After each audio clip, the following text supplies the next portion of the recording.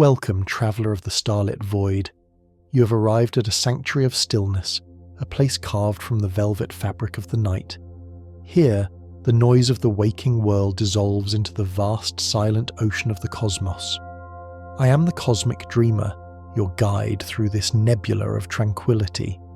Tonight, we shall not journey through fire or chaotic storms, but rather, we will drift toward a realm of cool, crystalline perfection. We're going to explore a world built on the beauty of ice, the elegance of motion, and the silent poetry of a game played on the edge of a blade. Before we descend into this frozen garden, I invite you to find your center. Let your body sink deeply into the surface beneath you. Imagine that gravity is becoming a gentle, heavy blanket, pulling you softly down, anchoring you to this moment of rest. Unclench your jaw. Let your shoulders drop away from your ears, melting like snow in the spring sun. Feel the breath moving in and out of your lungs, a slow, rhythmic tide. With every exhale, you are releasing the tension of the day, watching it drift away like mist over a cold lake. Visualize yourself floating in a space of pure indigo darkness. Around you, distant stars flicker with a slow, hypnotic pulse. You are safe here. You are weightless. There is no urgency, no deadline, no destination other than deep, restorative sleep. In this space, the air is crisp and clean, filling you with a refreshing clarity. We are preparing to enter a story of ice and resilience, a narrative of the sport known as hockey, but not the loud, clashing version you might expect. Instead, we will float through the ethereal physics, the history, and the sensory artistry of the game. Let your eyelids become heavy. Let your mind become a calm, glassy surface. We begin our drift now, moving slowly toward the first vision of white. As we descend from the stars, we find ourselves hovering over a vast, pristine surface, a perfect rectangle of white that glows softly in the dim light. This is the canvas of the game, the ice itself. Allow your mind to touch the surface. It is cool, smooth, and unforgivingly hard, yet it possesses a delicate beauty. This sheet is not merely frozen water. It is a carefully constructed masterpiece of chemistry and temperature. To create this surface, water is not simply poured. It is layered, mist by mist, painting the floor in microscopic strata of frost. Imagine the sheer stillness of this ice before a skate ever touches it. It is maintained at a precise temperature, often around 24 degrees Fahrenheit or -4 degrees Celsius. This specific chill is chosen to strike a balance, hard enough to allow the puck to slide without friction, yet soft enough to allow the sharp steel of a skate to bite into the surface for a turn. It is a fragile equilibrium. If the ice is too cold, it becomes brittle, chipping away like shattered glass. If it is too warm, it becomes sluggish, slowing the dance of the game. Visualize the concrete floor beneath the ice, chilled by miles of piping carrying brine. A hidden circulatory system of cold that keeps this world frozen in time. There is a profound silence in an empty rink, a cathedral-like echo where the air itself feels denser, preserved by the cold. The ice acts as a mirror, reflecting the highlights above, creating a sensation of standing on a cloud. When the water is applied to create the final layer, it is often hot water, nearly boiling. This seems like a paradox, a contradiction of nature, but the heat forces the oxygen out of the water molecules. By removing the air bubbles, the water freezes into a denser, clearer, harder sheet, free of impurities. It is a purification ritual, using heat to create the perfect cold, resulting in a surface that is fast, smooth, and ready to receive the history that will be carved into it. Drifting closer to this alabaster surface, our attention is drawn to a single solitary object resting at center ice. It is a stark contrast to the endless white, a disk of pure, matte black. This is the puck. At first glance, it appears simple, a mere block of material, but it is an artifact of density and engineering. It is made of vulcanized rubber, a material born from the sap of trees and hardened through heat and chemical bonding. It is heavy in the hand, a dense, concentrated weight that feels like a stone smoothed by a river. But there is a secret to the puck's behaviour, a ritual performed before every professional game that remains hidden from the casual eye. Before these discs are brought out to the light, they are kept in a freezer. Visualise a box of these black discs sitting in the dark, cold, their temperature dropped well below freezing. This is done to alter the physics of the rubber. A warm puck is lively, it bounces, it is unpredictable, it wants to leap off the stick like a frightened animal. But a frozen puck is deadened. It becomes stoic. By freezing the rubber, the molecules contract and settle. When it hits the ice, it glides rather than bounces. It hugs the surface, sliding with a heavy, confident momentum. Imagine the sensation of sliding this frozen weight across the ice. It makes a low, rhythmic, thrumming sound, a friction that is barely audible but deeply satisfying. The edges of the puck are textured with a pattern of tiny diamonds, a knurling similar to the handle of a tool, designed to grip the blade of the stick. It is a perfect marriage of texture and smoothness, a dark moon gliding across a white sky, governed by the laws of cold and momentum, forever seeking the back of the net. From the object that slides, we shift our focus to the mechanism that allows humanity to move across this frozen plane. Picture the blade of a skate. It is a crescent of tempered steel polished to a mirror shine. When you visualize a skater gliding, you're witnessing a miracle of physics that happens at a microscopic level. It is a common misconception that the skater is moving on solid ice. In truth, they are gliding on water. As the steel blade presses down onto the ice, the immense pressure of the skater's weight, concentrated on that thin strip of metal, generates heat. This pressure, combined with the friction of movement, momentarily melts the ice crystals directly beneath the blade. For a fraction of a second, a microscopic layer of water forms, a lubricant thinner than a sheet of paper. The skater is literally hydroplaning, surfing on a fleeting river that freezes again the instant they pass. Imagine the feeling of that glide. It is the closest a human can come to frictionless flight while still touching the earth. The blade itself is not flat. It is hollow ground. If you were to look at the bottom of the blade under a microscope, you would see two sharp edges with a valley in between. These are the edges that bite.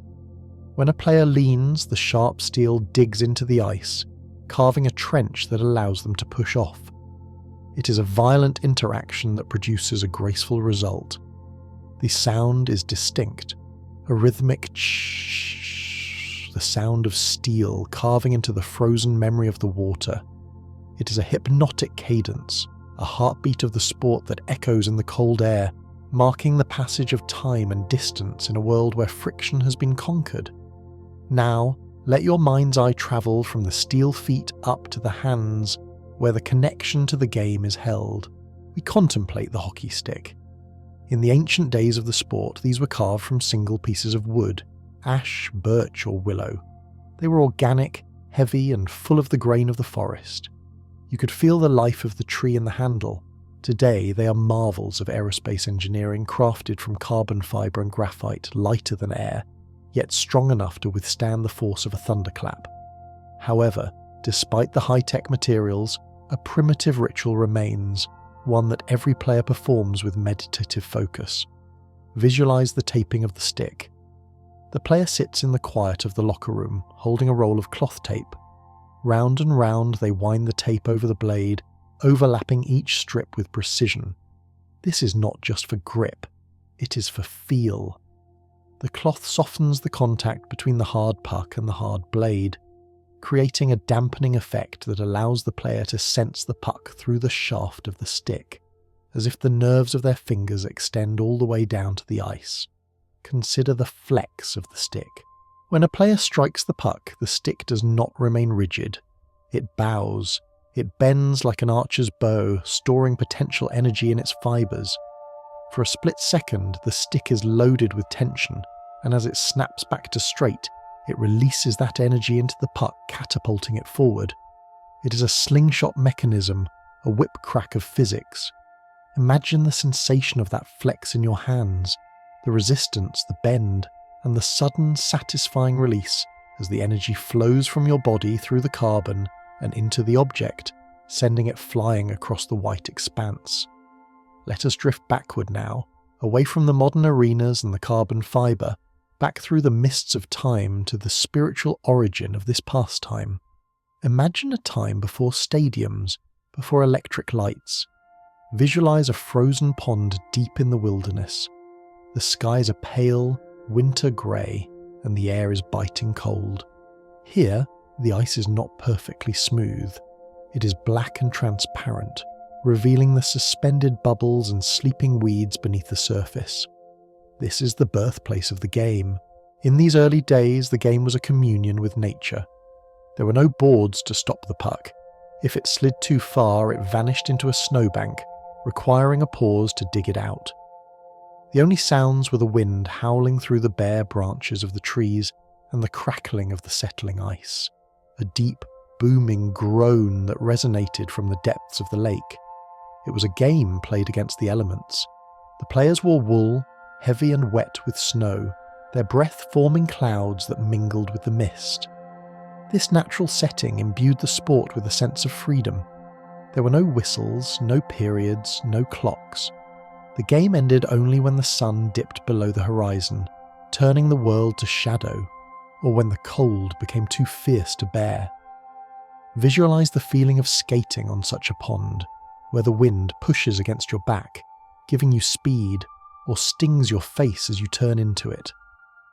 It is a raw, elemental experience, a dance on the roof of a sleeping aquatic world, connecting the human spirit to the dormant, frozen power of the winter earth. Returning to the structure of the game, we find ourselves drifting toward the ends of the ice, toward the sanctuary of the goal. Visualize the net. It is a cage of red iron, a distinct, vibrant crimson that stands out against the white ice and the black puck. It is a semicircle of protection, draped in a mesh of white nylon twine. This mesh is known as the twine, or the onion bag, a humble material with a singular purpose, to capture the energy of the game. There is a specific satisfying physics to the net. When the puck enters the goal, the net billows. It absorbs the violence of the shot, billowing outward like a sail catching a sudden gust of wind, then collapsing back. This absorption of energy is accompanied by a sound, a soft, dull thwump, that is entirely different from the clatter of the puck hitting the boards or the glass. It is the sound of completion, of arrival. The shape of the goal has evolved, but its essence remains a cave, a target. The red pipes are painted to warn, to define the boundary between the field of play and the space of scoring. Imagine tracing the curve of the iron pipe with your finger. It is cold, smooth, and chipped from the impact of countless pucks. It stands as a gateway, a small guarded portal that every player seeks to enter, yet it is fiercely protected. It is the focal point of the entire sheet of ice, the magnetic north to the compass of the puck. Standing guard in front of this red cage is a figure that resembles a knight more than an athlete. Let us focus on the goalkeeper. This position is one of profound solitude. While the other players flow back and forth across the ice in a chaotic, fluid unit, the goalie remains anchored, a solitary sentinel in a fortress of blue paint.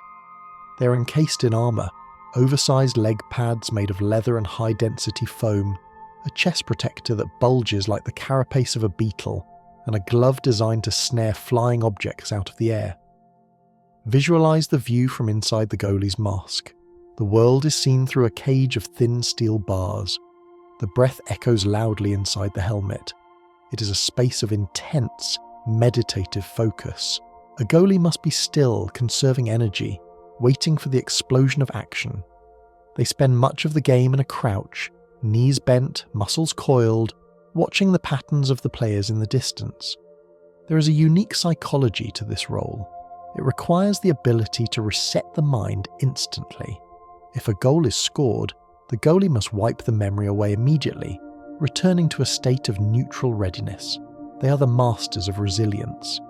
Imagine the feeling of the puck hitting the leg pads, a solid thud that does not hurt but rather confirms the success of the block. The goalie is a wall, a human dam holding back the river of the opposing team, standing alone in the cold, finding peace in the eye of the storm. Now let us rise above the ice again to observe the geometry that governs this world. The rink is not merely a blank slate. It is inscribed with a series of lines and circles, a mathematical blueprint painted beneath the final layers of ice. The most prominent are the lines, the centre red line dividing the world in half, and the two blue lines creating zones of attack and defence. These lines are not painted on top. They are buried, suspended within the ice like fossils in amber. Consider the artistry of the face-off circles. There are 5 main circles, each perfectly round, edged in red. They represent the localized arenas of conflict, the spots where the game resets. The symmetry is pleasing to the eye. When you look down from high above, the rink looks like a circuit board or a diagram of a harmonious system. The blue lines determine the rule of offside, a rule designed to prevent chaos, ensuring that the game moves as a wave rather than a scramble. The paint used for these lines is special. It must bond with the ice. Before the final clear layers of water are added, the white base coat is painted, and then the lines are carefully measured and applied. It is a temporary fresco, art that will last only for a season, eventually to be melted away. Visualize the brightness of that blue against the white. It is a deep royal blue, a guidepost in the fast-moving blur of the game. These lines create order. They impose a logic on the flow of the skaters, turning the scramble for the puck into a structured, strategic ballet of territory and possession. We drift now to the auditory landscape of the arena, the symphony of the cold. Hockey is a sport with a distinct sonic texture. In the absence of a roaring crowd, the sounds are crisp and sharp, magnified by the acoustics of the hard surfaces. Listen closely. First, there is the sound of the skating we spoke of earlier, the rhythmic tearing of the ice. But there is also the stick check, the clatter of composite shafts colliding. It sounds like the clacking of antlers or the striking of dry wood. Then there is the sound of the puck hitting the boards. It is a loud, booming report, a drum beat that vibrates through the glass and into the stands. When a puck strikes the glass directly, it makes a high-pitched wobbling thwack, a sound of contained energy. The environment itself hums. The cooling systems that keep the ice frozen emit a low, constant drone, a white noise that underscores everything. Even the silence is heavy. When the whistle blows, the scraping stops, and for a moment, the arena holds its breath. The shouts of the players calling for a pass, yeah, or wheel, echo with distinct clarity. It is a language of urgency and location. Imagine closing your eyes and experiencing the game only through sound. You could track the movement of the play just by the volume of the scratching skates and the rhythm of the stick taps. It is a percussive, syncopated music, played on instruments of ice, steel, and carbon. Finally, we float toward the ultimate symbol of this frozen quest, the holy grail of the sport. It is a trophy, but it is more than a trophy. It is a chalice of history known as the Stanley Cup. Unlike other trophies that are made anew each year, this is a single travelling object passed from hand to hand, generation to generation. It is made of silver and nickel alloy, standing nearly 3 feet tall, a gleaming tower of rings and bowls. What makes this object truly hypnotic is the writing. It is covered in names. Thousands of names are hand-engraved into the silver bands that make up its base. Every player who has won it has their name immortalised on its surface. Imagine running your fingers over the cold metal, feeling the grooves of the letters. Some are worn smooth by decades of touching. Others are sharp and new. The cup has a life of its own. It travels the world. It has been to mountaintops, to the bottom of swimming pools, to quiet family living rooms. It is a vessel of memory. Because the rings fill up, the oldest bands are removed and retired to a vault, meaning the cup is constantly evolving, shedding its oldest skin while acquiring new history. Visualize the luster of the silver under the arena lights. It reflects the faces of those who lift it. It is heavy, weighing roughly 35 pounds, requiring 2 hands and a heave of effort to raise above the head. It represents the culmination of all the skating, all the freezing cold mornings, all the bruises. It is the silver moon that every wolf on the ice is howling for, a shining beacon of finality in an endless winter. From the shimmering silver of the trophy, reflecting the dreams of generations, our gaze drifts downward, back to the surface that makes such dreams possible. We find ourselves in the quiet interlude, that magical pause when the players have departed and the arena is hushed. Out from the shadows emerges a gentle giant, a mechanical beast of burden that is as iconic as the game itself. This is the ice resurfacer, affectionately known to the world by the name of its inventor, the Zamboni. Visualize this machine moving with a slow, deliberate grace, a square-jawed vehicle creeping across the scarred white plains. It is a moment of deep satisfaction, a cleansing ritual. As it drives, it scrapes away the top layer of snow and ruts carved by the violence of the skates, collecting the debris like a harvester in a winter field. But the true magic lies in what it leaves behind. From the rear of the machine, a warm towel drags across the surface, dispensing a thin, steaming layer of hot water. Watch the transformation in the machine's wake. Where the ice was dull, scratched and white with snow, it is now instantly reborn as a sheet of flawless liquid glass. The water fills every groove, every imperfection, reflecting the overhead lights in long, unbroken streaks of brilliance. The steam rises gently from the new ice, creating a low-hanging fog that softens the harshness of the arena.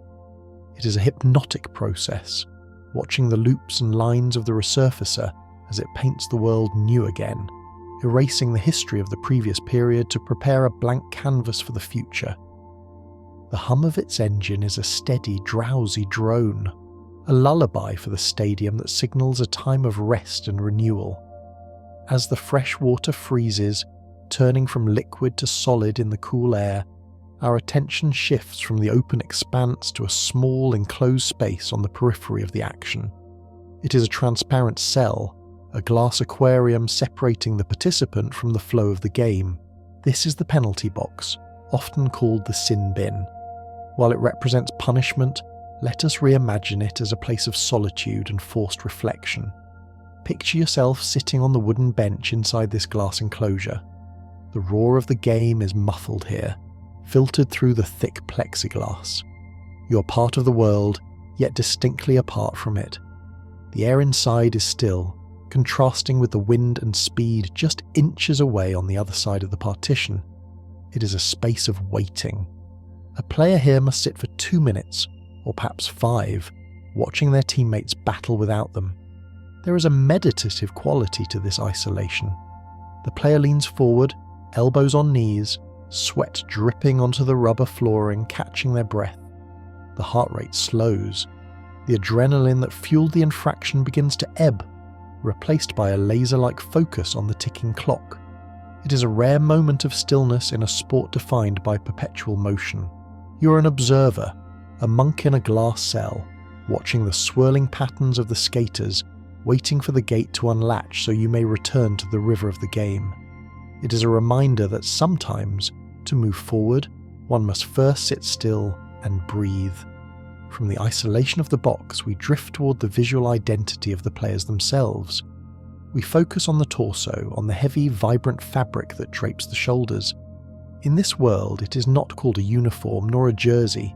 Traditionally, it is known as a sweater. This term harkens back to the early days on the ponds, where players wore thick wool knits to ward off the biting wind. Imagine the weight of a hockey sweater in your hands. It is substantial, reinforced at the elbows and shoulders to withstand the friction of the boards. But the focal point, the soul of the garment, is the crest on the chest.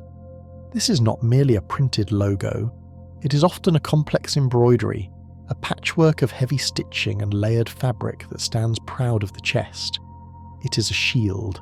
Run your fingers over the raised threads of the emblem, a maple leaf, a bear, a winged wheel. There is a sacred geometry to the sweater.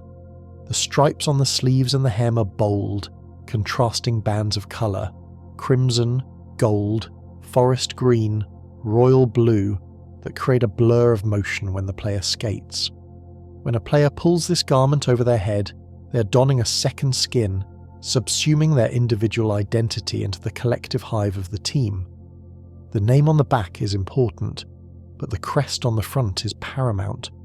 It is a banner of belonging, a colourful flag wrapped around the human form, fluttering in the wind of its own speed. Following the threads of these sweaters backward through time, we arrive at an era sepia-toned and rich with nostalgia. We drift into the legend of the original six. Before the expansion into the Sunbelt and the desert, there were only 6 tribes, 6 cities that held the stewardship of the league for a quarter of a century: Boston, Chicago, Detroit, Montreal, New York, and Toronto. Visualize the old arenas where these titans clashed. These were places filled with the haze of cigarette smoke and the smell of roasted peanuts and damp wool. The ice seemed darker then, the light softer and more yellow. The colours of the original 6 are the primary colours of the sport's history. The deep blood red of Detroit and Montreal, the stark black and gold of Boston, the snowy white and blue of Toronto. To speak of the original 6 is to invoke a feeling of endurance. These teams have weathered wars, depressions, and cultural shifts, yet their symbols remain largely unchanged. There is a comfort in this continuity. When you see those uniforms, you are looking at ghosts, seeing the same patterns that grandfathers and great-grandfathers cheered for. It grounds the modern game in deep roots, connecting the sleek, high-definition present to a gritty, industrial past. It reminds us that we are part of a long, unbroken chain of memory, skating on the same frozen water, chasing the same black rubber in a timeless loop of tradition. The energy of the game is not always flowing. Sometimes it gathers, coils, and releases with explosive force. We move now to the physics of the slap shot. If the glide of the skate is the poetry of the sport, the slap shot is its thunder. It is a kinetic transfer of energy that is violent yet beautiful in its mechanics. Visualize the player winding up. The stick is raised high above the shoulder, like an executioner's axe or a golfer's driver. But unlike golf, the player does not aim for the ball. They aim for the ice. Picture the blade striking the frozen surface a few inches behind the puck. The stick, made of high-tech carbon composite, hits the ice and flexes. It bows under the force, storing an immense amount of potential energy, like a drawn bowstring. For a microsecond, the stick is bent, loaded with power.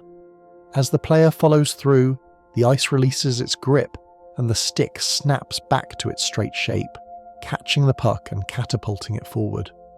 The sound is a distinct, sharp crack that echoes like a gunshot throughout the arena. The puck dissolves into a blur, travelling at speeds that can exceed 100 miles per hour. It is a feat of timing and strength, a harnessing of the stick's flexibility to turn human muscle into a projectile weapon.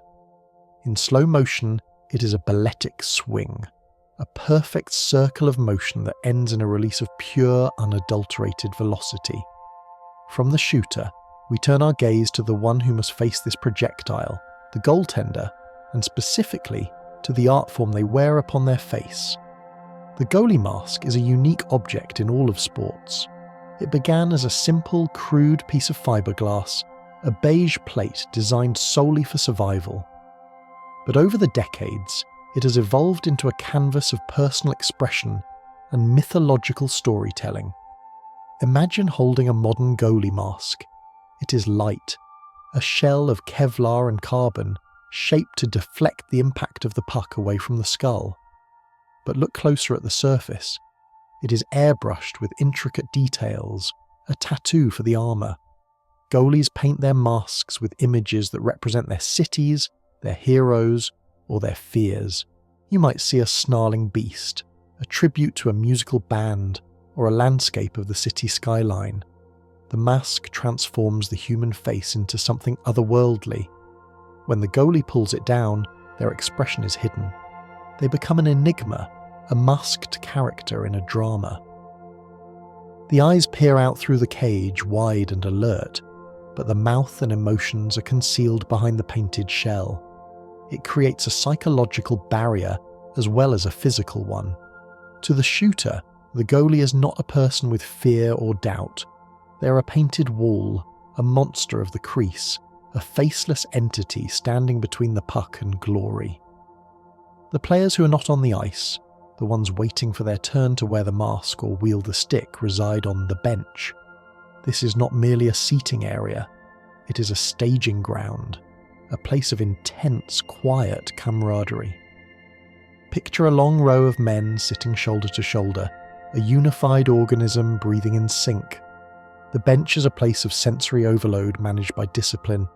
There is the smell of sweat, tape, and smelling salts.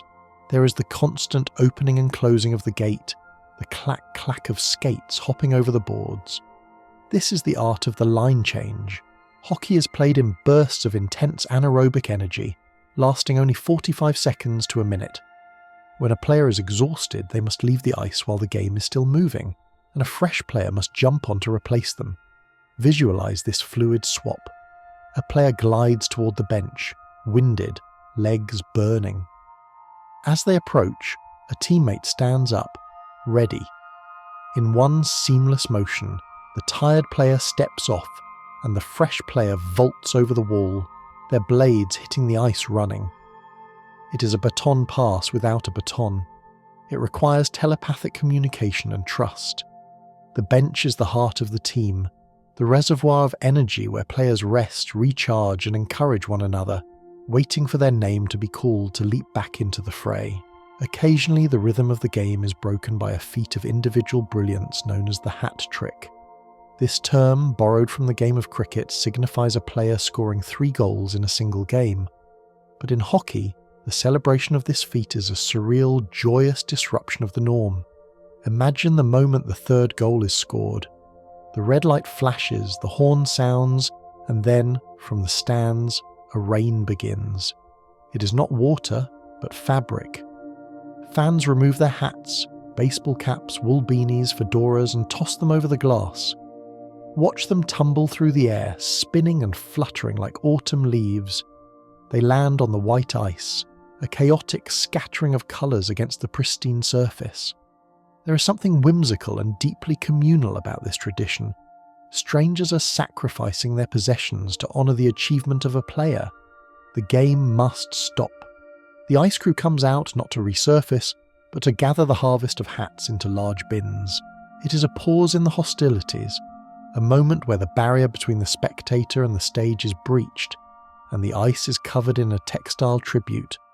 It is a vivid, colourful celebration of abundance, a collective tipping of the cap to a moment of perfection.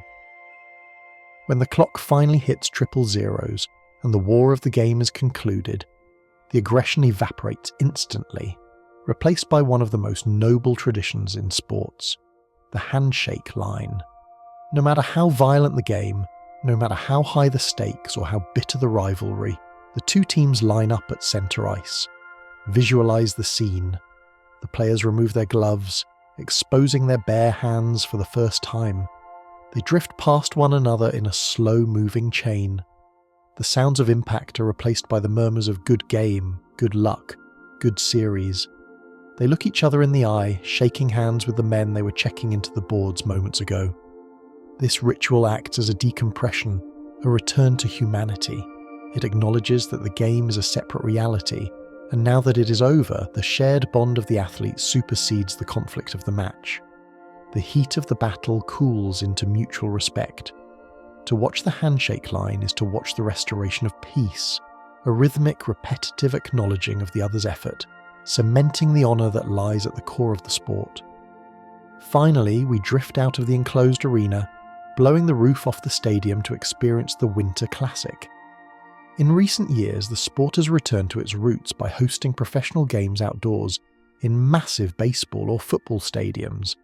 This is a spectacle of atmosphere. Picture a rink constructed in the centre of a vast open-air field.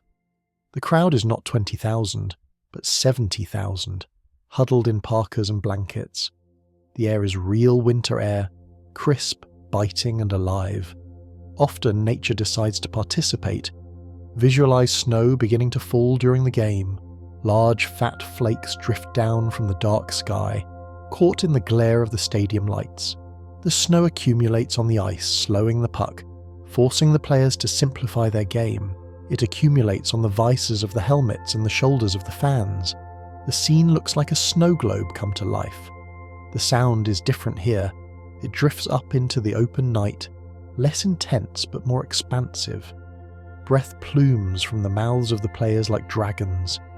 It is a marriage of the professional spectacle and the romantic memory of the pond, a game played under the vast, indifferent watch of the winter stars, reminding everyone that this is, at its heart, a game belonging to the cold.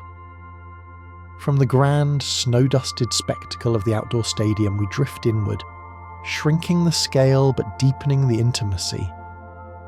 We float away from the roaring crowds and the stadium lights, moving toward the quiet backyard of a suburban home in the dead of winter. Here, under the pale glow of a kitchen window or a solitary floodlight, lies the humble ancestor of the professional arena, the backyard rink. Visualize the labour of love required to create this personal frozen pond. It is a nocturnal ritual performed in the deepest silence of the night. Picture a figure standing in the dark holding a garden hose, the water misting into the freezing air before it settles on the ground. This is not the high-tech hot water flooding of the Zamboni. This is a slow, meditative layering of cold water over packed snow. The hose hisses softly, a serpentine sound in the stillness. The water freezes in undulations, capturing the texture of the lawn beneath, creating a surface that is imperfect, bumpy, and full of character. There is a specific crisp smell to a backyard rink, a mixture of frozen grass, rubber hose, and the metallic tang of the cold night air. When you skate here, the sound is different. It is hollower, crunchier. The blades cut into ice that is natural and brittle.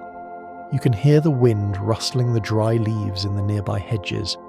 This is where the dream begins, in the solitude of a Tuesday night, practicing the same turn, the same shot, over and over again until your toes are numb and the moon has moved across the sky. It is a sanctuary of repetition, a frozen patch of earth where the only spectator is the winter constellation above. From the maintenance of the ice, we move to the maintenance of the tools, specifically the ritual of the skate sharpener. Imagine walking into the small, cluttered room of the pro shop, a space that smells intensely of ozone, burnt steel and rubber. It is a warm, industrial scent, comforting to anyone who knows the game. In the corner sits the sharpening machine, a heavy grinder with a spinning stone wheel. Visualize the process as a display of fireworks. The sharpener clamps the skate into a jig and gently passes the steel blade against the spinning stone. As metal meets stone, a stream of bright orange sparks cascades downward, a waterfall of fireflies that vanish before they hit the floor. It is a mesmerizing light show. The sound is a rising and falling sst, a high-pitched song of friction. This process is not just about making the blade sharp, it is about creating the hollow. The stone carves a concave valley into the bottom of the blade, creating two razor-thin edges. The depth of this hollow determines how the skate feels, deep for bite, shallow for glide. It is a precise customization of physics, grinding the steel down to the perfect radius so that the skater can trust their edges implicitly. When you run your thumb lightly across a freshly sharpened blade, it catches the skin, a microscopic burr of metal that promises grip. It is the sharpening of a sword before battle, a preparation of the instrument that connects the human body to the ice. As the sparks fade and the skates are laced up, our attention shifts to the visual flair of the skater in motion, specifically the hair. In the lexicon of the sport, this is known affectionately as the flow or the lettuce. It is more than just a hairstyle. It is a symbol of speed and nonconformity. Because the players wear helmets, the hair that spills out from underneath becomes a visual tail, a flag that indicates movement. Visualize a player accelerating down the wing.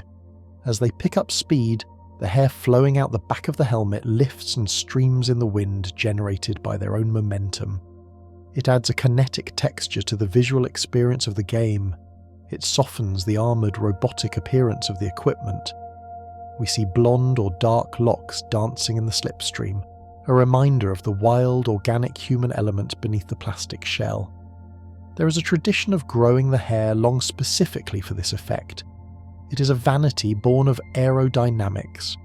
When the helmet is removed during a stoppage or a celebration, the hair is often matted with sweat, shaken out in a gesture of relief. It represents the freedom of the sport, the wind in your face, the feeling of flight. It is the mane of the lion, grown long to flow in the cold air, a distinctive silhouette that separates the veterans from the novices. This flowing hair is often most visible during the pre-game ritual known as warm-ups. Before the clock starts, before the contest officially begins, there is a 20-minute period where the players circle the ice in a hypnotic counterclockwise loop. Let us drift above the ice and watch this swirling galaxy of jerseys. There is a relaxed, fluid quality to the warm-up. The players are not sprinting, they are gliding, stretching their long muscles, feeling the edges of their skates. They weave in and out of each other's paths with a practiced, telepathic awareness, never colliding. It is a school of fish moving in a current. The sound of the warm-up is a chaotic, percussive symphony. 50 pucks are on the ice at once. You hear the constant bang, bang, bang of pucks hitting the glass, the boards, and the goalposts. It is a sensory immersion. The players handle the pucks loosely, flipping them into the air, testing the bounce. Some stand at the red line, stretching their groins, staring blankly into the stands, visualizing the game to come. The goalies are in their creases, taking casual shots, sliding side to side to warm up their heavy pads. It is the calm before the storm, a ritual of loosening the body and sharpening the mind, a collective trance where the team syncs its rhythm to the environment. As the warm-up concludes and the ice is cleared, the chaos distills down to a single point of focus, the face-off. The game does not begin with a whistle alone, it begins with a geometric alignment. Two players meet at a red dot painted on the ice, surrounded by a red circle. This is the duel of the centre ice. Visualize the posture of the face-off. The players bend deep at the waist, getting low to the ice, their centre of gravity hovering just inches above the surface. They spread their feet wide for stability. Their sticks are held low, blades hovering over the dot, trembling slightly with tension. It is a moment of coiled potential energy. The referee stands between them, holding the puck. The world narrows down to the space between the sticks. The players stare not at each other, but at the referee's hand. They are waiting for the drop. It is a test of reaction time, a micro battle of reflexes. When the puck leaves the referee's hand, there is a frantic clatter. The sound of wood on wood, composite on composite, a scuffle of blades fighting for a singular inch of territory. It is the spark that ignites the fire of the play. Winning the face-off is about leverage and timing, a tiny victory that grants the prize of possession. It is the heartbeat of the game's structure, the reset button pressed over and over, bringing order to the fluid chaos. On the chest of one player in that face-off circle, you might notice a single letter stitched near the heart, a capital C. This is the mark of the captain. In this realm, the captaincy is not merely a title, it is a burden of honour woven into the fabric of the jersey itself. Imagine the weight of that letter. It is often made of multiple layers of tackle twill, heavy and textured. To wear the C is to be the emotional anchor of the team. It signifies that this player is the intermediary between the officials and the bench, the voice of the collective. But more than that, it represents a lineage. When a player looks down and sees that letter on their chest, they are reminded of the greats who wore it before them. There is a solemnity to it. The captain is the first to leave the locker room, the last to leave the ice. They absorb the criticism of the losses and deflect the praise of the wins. Visualize the stitching of the letter, the thread binding the symbol of leadership to the identity of the player. It is a badge of service, a heavy, distinct marker that says, "Follow me into the cold." As the season progresses and the days grow longer, a physical transformation takes place on the faces of these players. This is the tradition of the playoff beard. It is a superstition that dates back to the 1980s, a refusal to shave until the team is either eliminated or crowned champions. Visualize the passage of time marked by the growth of hair. In the beginning, there is merely stubble, a shadow on the jawline.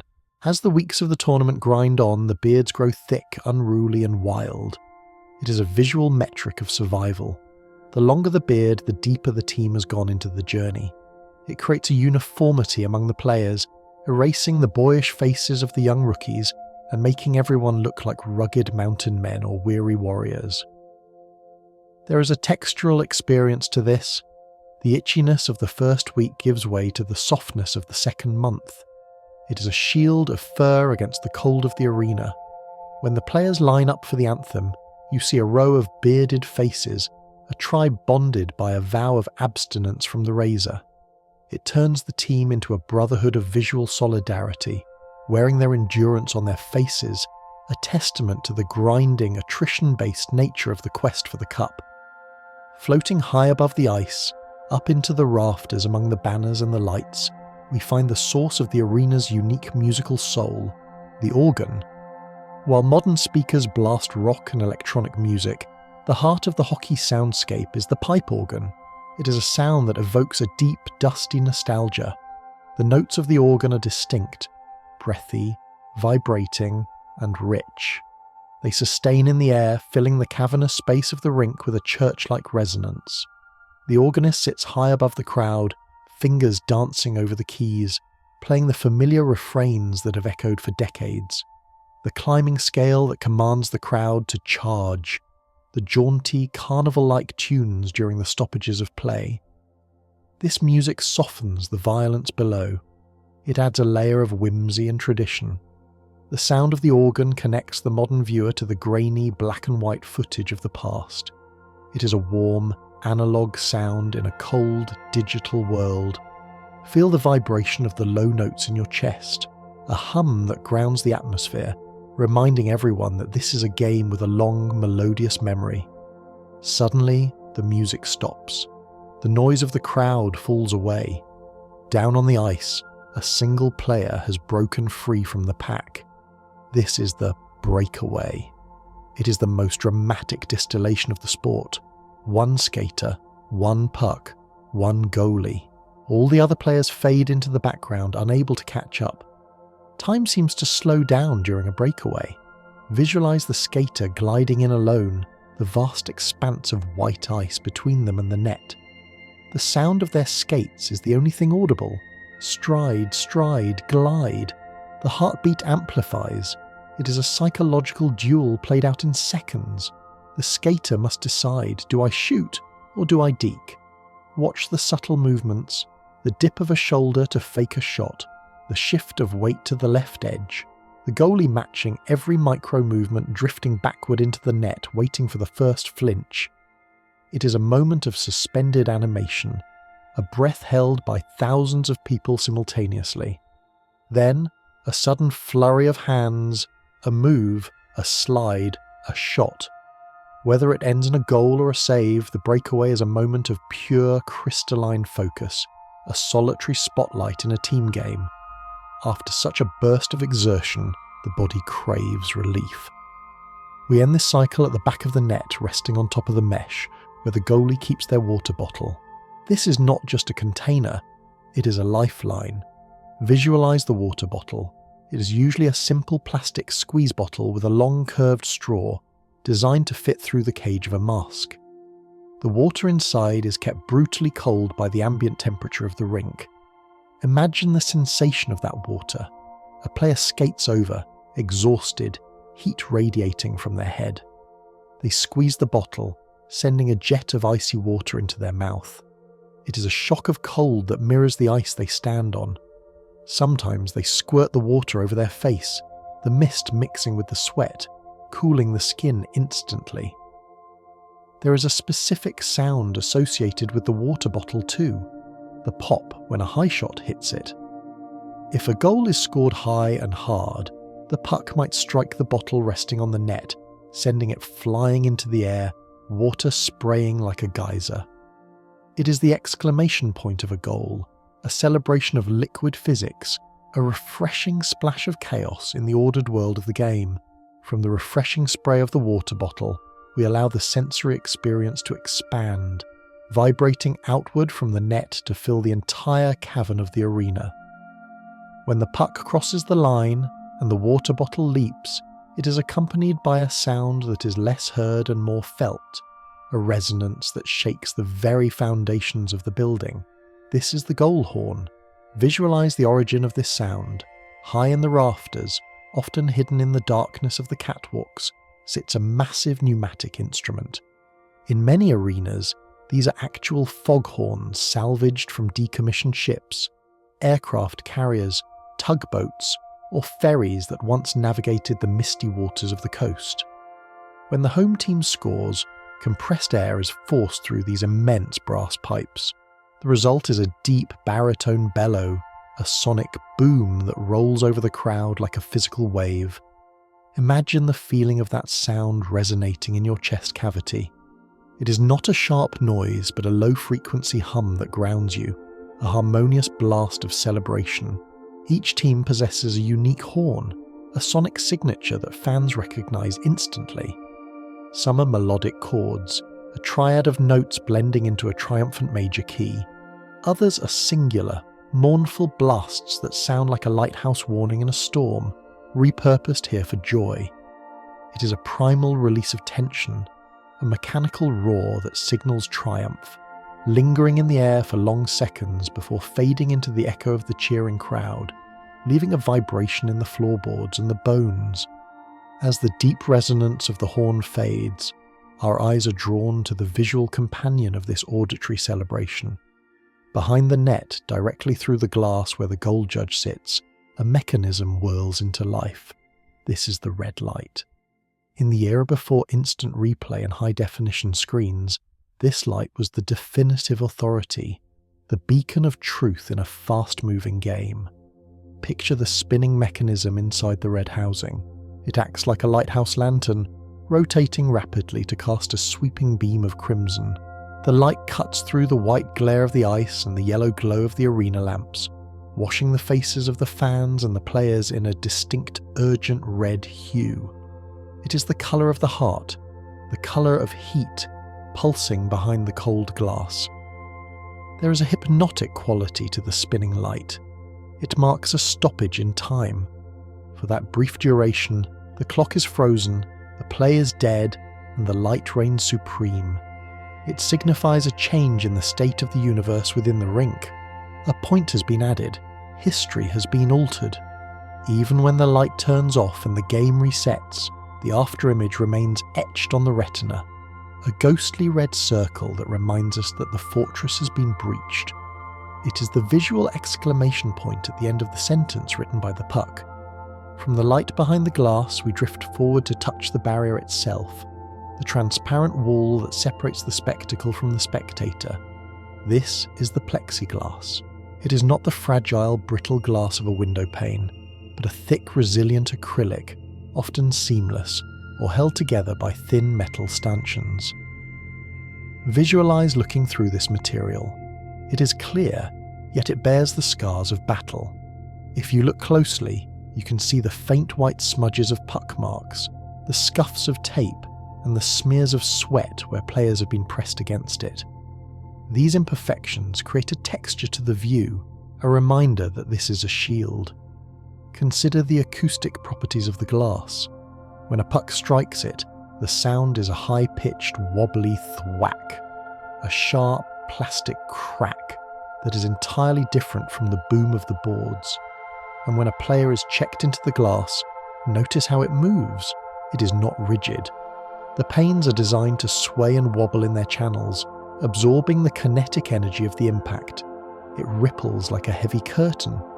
This flexibility is what saves the players from injury. To sit in the front row is to feel the wind of the glass moving, to hear the rattle of the pane as it settles back into place, a transparent membrane that breathes with the violence of the game. Beneath the glass, anchoring the entire system to the frozen earth, are the boards. These are the walls of the rink, a continuous ribbon of white surfacing topped with a yellow or red ledge. The boards are the physical boundaries of this world, the cliffs at the edge of the frozen sea. Imagine the material of the boards, high-density polyethylene, smooth and cool to the touch. Near the bottom, where the ice meets the wall, is the kick plate, usually a bright sunny yellow. This strip of colour is vital. It helps the players see the puck in their peripheral vision against the white ice. There is a specific physics to the boards that every player must master. They are live. When a puck is fired around the rim, the boards act as a trampoline. A hard rap sends the puck racing around the zone, humming against the kick plate. A soft dump might die in the corner. The sound of a body hitting the boards is a dull, hollow thunder, boom boom, a drum beat that punctuates the flow of the game. The boards are a partner to the player, a surface to bank passes off of, a wall to pin an opponent against. They are the solid, unyielding frame that holds the liquid motion of the game in check. Moving away from the physical boundaries, we focus on a moment of pure aerial skill that defies the two-dimensional nature of the ice. This is the saucer pass. Most of the time the puck slides, but in the hands of a master it can fly. Visualize the mechanics of this delicate maneuver. A player needs to pass the puck to a teammate, but an opponent's stick is blocking the lane on the ice, so they open the blade of their stick, cupping the puck like a lacrosse ball. With a quick flicking motion of the wrists, they send the puck airborne. Watch the puck as it floats. It does not tumble, it spins flat like a miniature flying saucer or a spinning planet. This gyroscopic rotation keeps it stable in the air, hovering just a few inches or feet above the ice, clearing the obstacle. It is a moment of quiet levitation. The landing is just as important as the launch. The puck touches down, flat tap, settling instantly without bouncing, ready to be received. It requires soft hands, a touch as gentle as a feather, contrasting with the hard, fast nature of the game. It is a secret flight path, a rainbow arc of rubber that connects two players by air when the ground is closed. On the other end of the spectrum from the elegance of the saucer pass is the grit of the shot block. This is the ultimate act of self-sacrifice, a moment where the human body voluntarily becomes a barrier. Picture a defender seeing the shooter wind up. There is no time to think, only to react. The defender drops to one knee or slides across the ice, stacking their legs, turning their body into a wall. They tuck their chin, make themselves big, and wait for the impact. Visualize the collision. The puck, travelling at highway speeds, strikes the shin pad or the specialised armour of the skates. There is a muted thud, a sound of absorption. It is not the clean crack of the stick or the boom of the boards. It is a dense, damp impact. The player might wince, feeling the sting through the plastic and foam, a blossoming bruise that will turn purple by morning. But in the moment, there is a surge of adrenaline. The crowd roars not for a goal, but for the denial of one. It is a humble heroism, a silent trade of pain for prevention, acknowledging that the puck cannot hurt the net if it strikes the warrior first. Drifting amidst the players, weaving through the chaos of the blocks and the passes, are figures clad not in team colours, but in the stark contrast of black and white vertical stripes. These are the officials, the referees, and the linesmen. They are the arbiters of order, the neutral spirits of the game.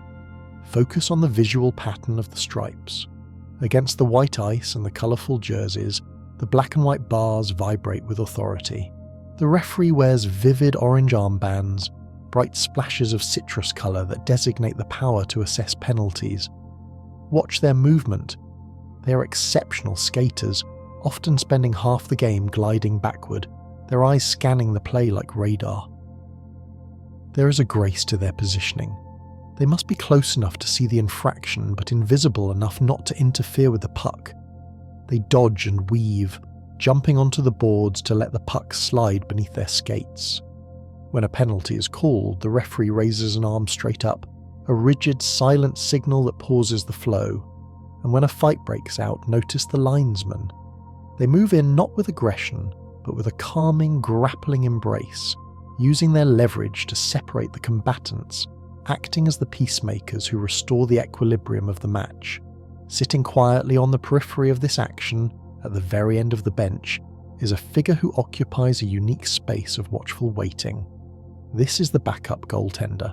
While the starter is in the net, the backup sits, often wearing a baseball cap over their face, their mask resting at their feet. There is a peculiar serenity to this role. They are fully dressed in 40 pounds of gear, yet they are still. They are the ultimate observer, the team's insurance policy. They watch the game with a different eye than the coach or the players. They're analysing the angles, the tendencies of the shooters, mentally playing the game from the sideline. Visualise the baseball cap. It is usually the team's hat, pulled low, slightly curved. It seems out of place on a figure wearing massive leg pads and a chest protector, a touch of casual civilian attire on a fully armoured knight. The backup goalie is the gatekeeper of the bench door, the one who taps the pads of the teammates as they go out for a shift. They are ready at a second's notice to shed the cap, don the mask and step into the fire, but often their job is simply to be a calm, supportive presence, a silent sentinel wrapped in the warmth of the bench parka. Behind the bench, or perhaps down the tunnel near the locker room, stands a rack that holds the instruments of the trade. This is the stick rack. It is a marvel of organisation, a forest of composite shafts arranged in perfect rows. Visualise the texture and variety of this collection. Dozens of sticks stand vertically, their handles taped in white or black, each with a unique knob customised to the player's hand. Some have thick spirals of tape for grip, others are smooth and minimal. You can see the names stamped on the shafts, superstars and grinders alike all resting together. There is a smell of adhesive and carbon fibre here. The rack is a library of tools. Between periods, players might visit the rack to switch sticks, feeling the whip or the flex, searching for a wand that feels lucky. The equipment manager tends to this garden, ensuring that every stick is perfect, free of cracks, and ready for war. It is a silent arsenal, a collection of potential energy waiting to be selected and brought to life on the ice. Finally, we turn our gaze to the faces of the players themselves, specifically to a feature that has become synonymous with the character of the sport, the hockey smile. In a game of high sticks and flying rubber, the teeth are often the first casualties, but here, a missing tooth is not a disfigurement. It is a badge of honour. Visualise a player smiling during an interview or a celebration. There is a gap, a dark space where an incisor or a canine used to be. It changes the way they look, giving them a rugged, piratical charm. It speaks of a history of battles, of sticks taken to the mouth, of pucks deflected upward. There is a lack of vanity in this gap. It shows a prioritization of the game over the self. Many players carry their flippers, removable false teeth, in a case in their locker, inserting them only for weddings or public appearances. But on the ice, the gap is left open. Imagine the air whistling through that space as they skate. It is a smile that says, "I have paid the price and I am still here." It is an endearing, imperfect human detail in a world of perfect ice and polished steel, a reminder that the game is played by flesh and bone. From the rugged charm of that gap-toothed smile, we follow the player off the ice, away from the glare of the arena lights and into a hidden sanctuary of quiet repair. We find ourselves in the medical room. It is a space of stark, clinical whiteness, a hushed chapel of healing tucked within the bowels of the stadium. Here, the roar of the crowd is distant, a muffled vibration in the walls, as if a storm is raging miles away. Visualize the atmosphere of this room. It smells of antiseptic, latex, and the metallic tang of stainless steel. The air is cool and still. A player sits on the edge of a padded table, adrenaline still coursing through their veins, masking the sting of the game's toll. The doctor moves with the calm, practiced hands of a craftsman, preparing a needle and thread. This is not a place of panic. It is a place of routine maintenance. The stitching of a cut in hockey is handled with a casual stoicism that is almost hypnotic to witness. There is a precise artistry to the suture. Watch the thread weave through the skin, pulling the edges of the wound together, closing the gap.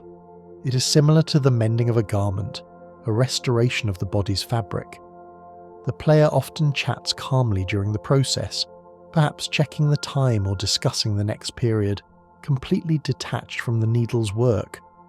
It is a moment of pause, a strange interlude where the warrior is tended to with delicate care before returning to the fray. The bandage is applied, a strip of white against the skin, and with a nod, the ritual is complete. The player returns to the noise, leaving the silence of the white room behind, patched and renewed. Returning to the bench where the team waits in a row of anticipation, we encounter a sensory ritual designed to pierce the fog of exhaustion. It involves a small white packet no larger than a sugar sachet, held between the gloved fingers of a player. This is the smelling salt. It is a capsule of ammonia, a sharp chemical spirit that has been used for centuries to revive the fainting, but here it is used to ignite the senses. Visualize the moment the packet is snapped. A tiny crack sound, followed by the release of an invisible vapor. The player brings it to their nose, tilting their head back.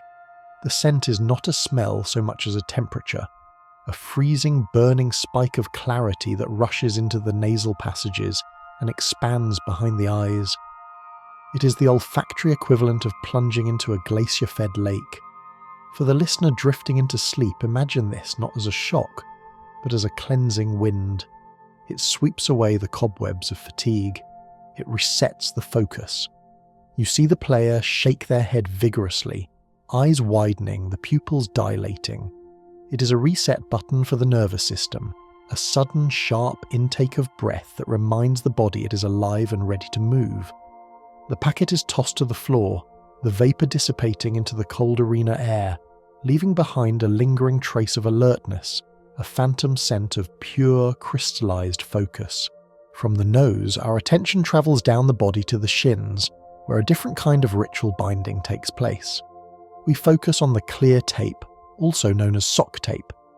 While the player wears protective shin guards under their thick knit socks, these pads must be secured with a specific, satisfying pressure. Imagine the sound of this tape being applied. It is a distinct, high-pitched screech as the plastic is pulled from the roll. The player winds the clear, stretchy material around the curve of their calf just below the knee. Round and round it goes, compressing the sock against the pad against the leg. It creates a sensation of being held, a tight, reassuring embrace that stabilizes the armor. There is a specific texture to this tape. It is glossy, water-resistant and tough. It bunches up in places, creating ridges that you can feel with your fingertips. The tightness is crucial. It must be firm enough to prevent the equipment from shifting during the chaotic dance of the game, yet loose enough to allow the muscles to flex. Visualize the feeling of standing up after taping. The legs feel heavier, solid, encased in a custom-fitted shell. It is the feeling of being strapped in, the final step of the armoring process that turns a human leg into a pillar of composite and cloth, ready to withstand the impact of the puck. Now, let us float upward to the helmet, to the shield that protects the window of the soul. We look through the visor. In the early days, faces were bare to the wind, but the modern player looks at the world through a curved half-shield of high-impact polycarbonate. Visualize the view from behind this clear rampart. It is not a perfect window. It collects the atmosphere of the game. Droplets of sweat run down the inside, sprays of ice and snow from a sudden stop speckle the outside. The arena lights refract through these droplets, creating tiny starbursts of glare. The player must constantly look through these imperfections, learning to filter out the streaks and the smudges to focus on the black puck. There is a sense of enclosure behind the visor, a feeling of being in a cockpit. The breath fogs the bottom edge when the action gets intense, a rhythmic clouding and clearing that matches the respiration of the skater. When the player returns to the bench, they often take a towel to wipe the shield, a gesture of clearing the vision, wiping away the chaotic evidence of the shift to restore a pristine view. It is a lens that separates the eyes from the danger, a transparent wall that allows the mind to observe the violence without flinching.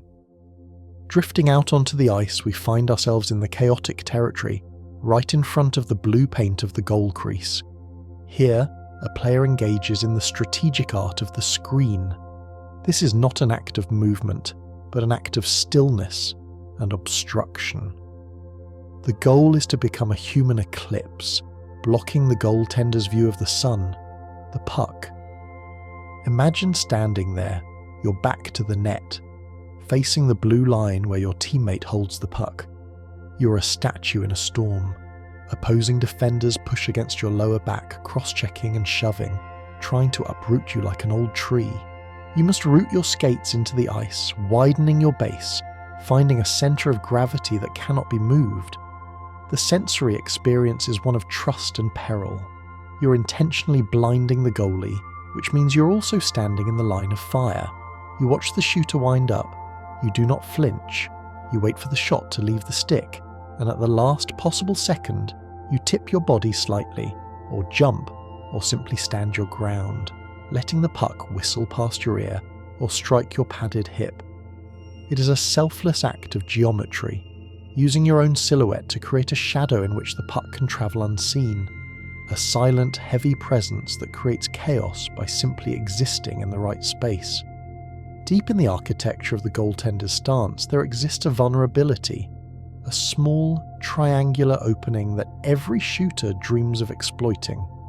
This is the 5-hole. It is the space between the leg pads, the gap that forms when the goalie stands or butterflies.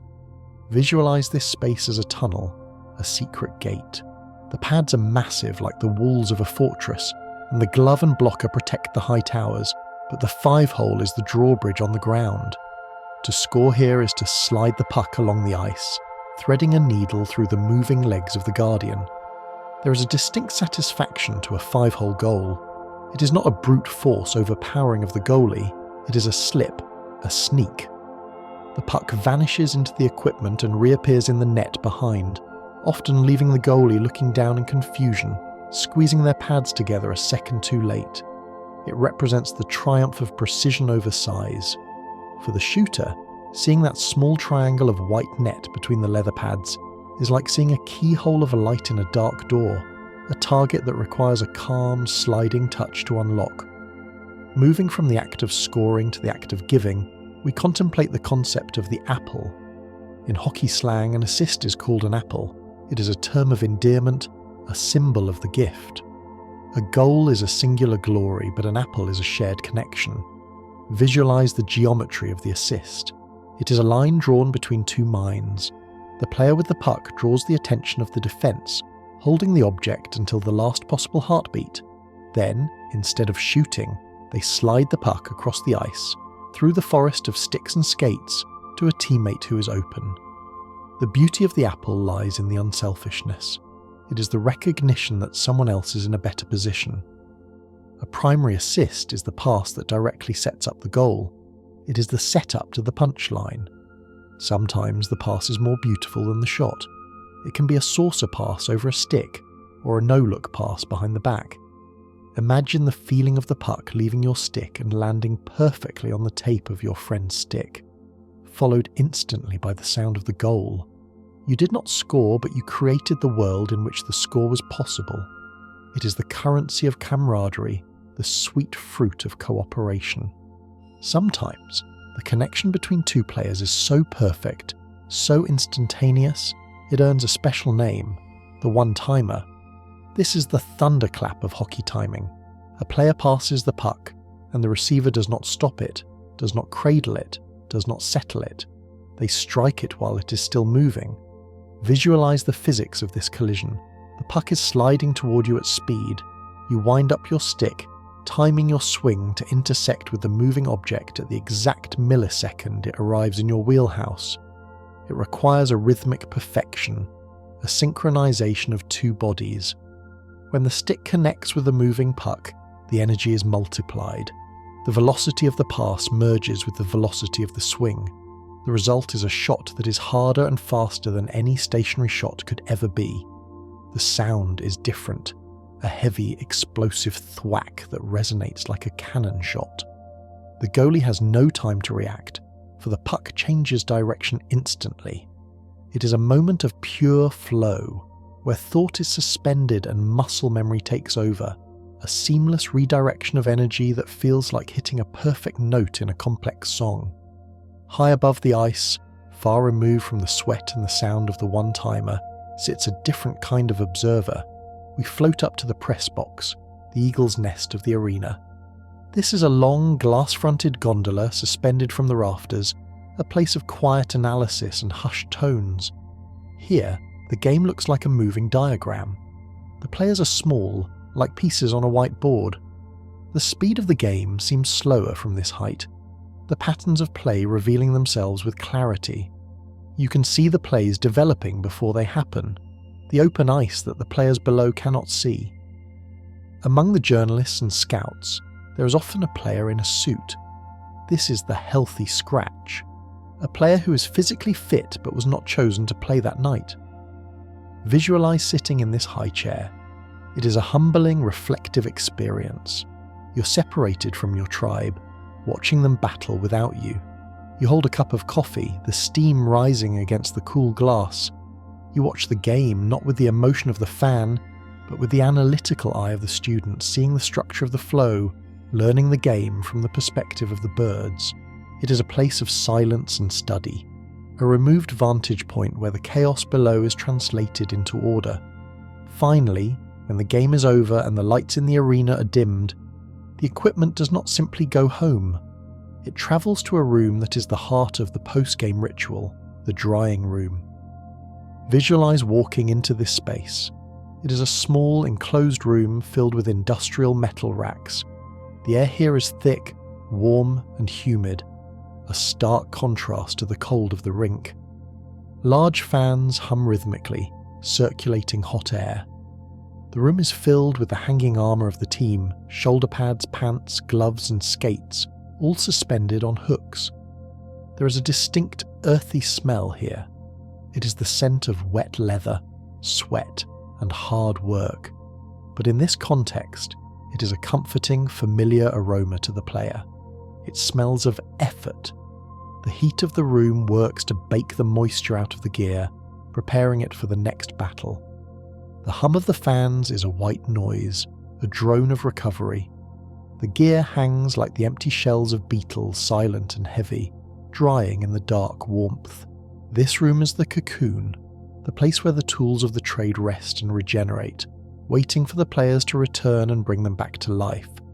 It is the warm, beating heart of the locker room complex, a hidden sauna for the spirit of the game. Leaving the warm, humid embrace of the drying room, where the ghosts of the game rest in the dark, we turn our attention to the ritual of preparation that precedes every entry onto the ice. Before the armour is fully secured, there is a meticulous engagement with the skate lace. This is not a simple string. It is a tether that binds the human foot to the blade of action. Visualize the lace itself. In the modern game, these are often waxed laces. Imagine running your fingers along the length of the fabric.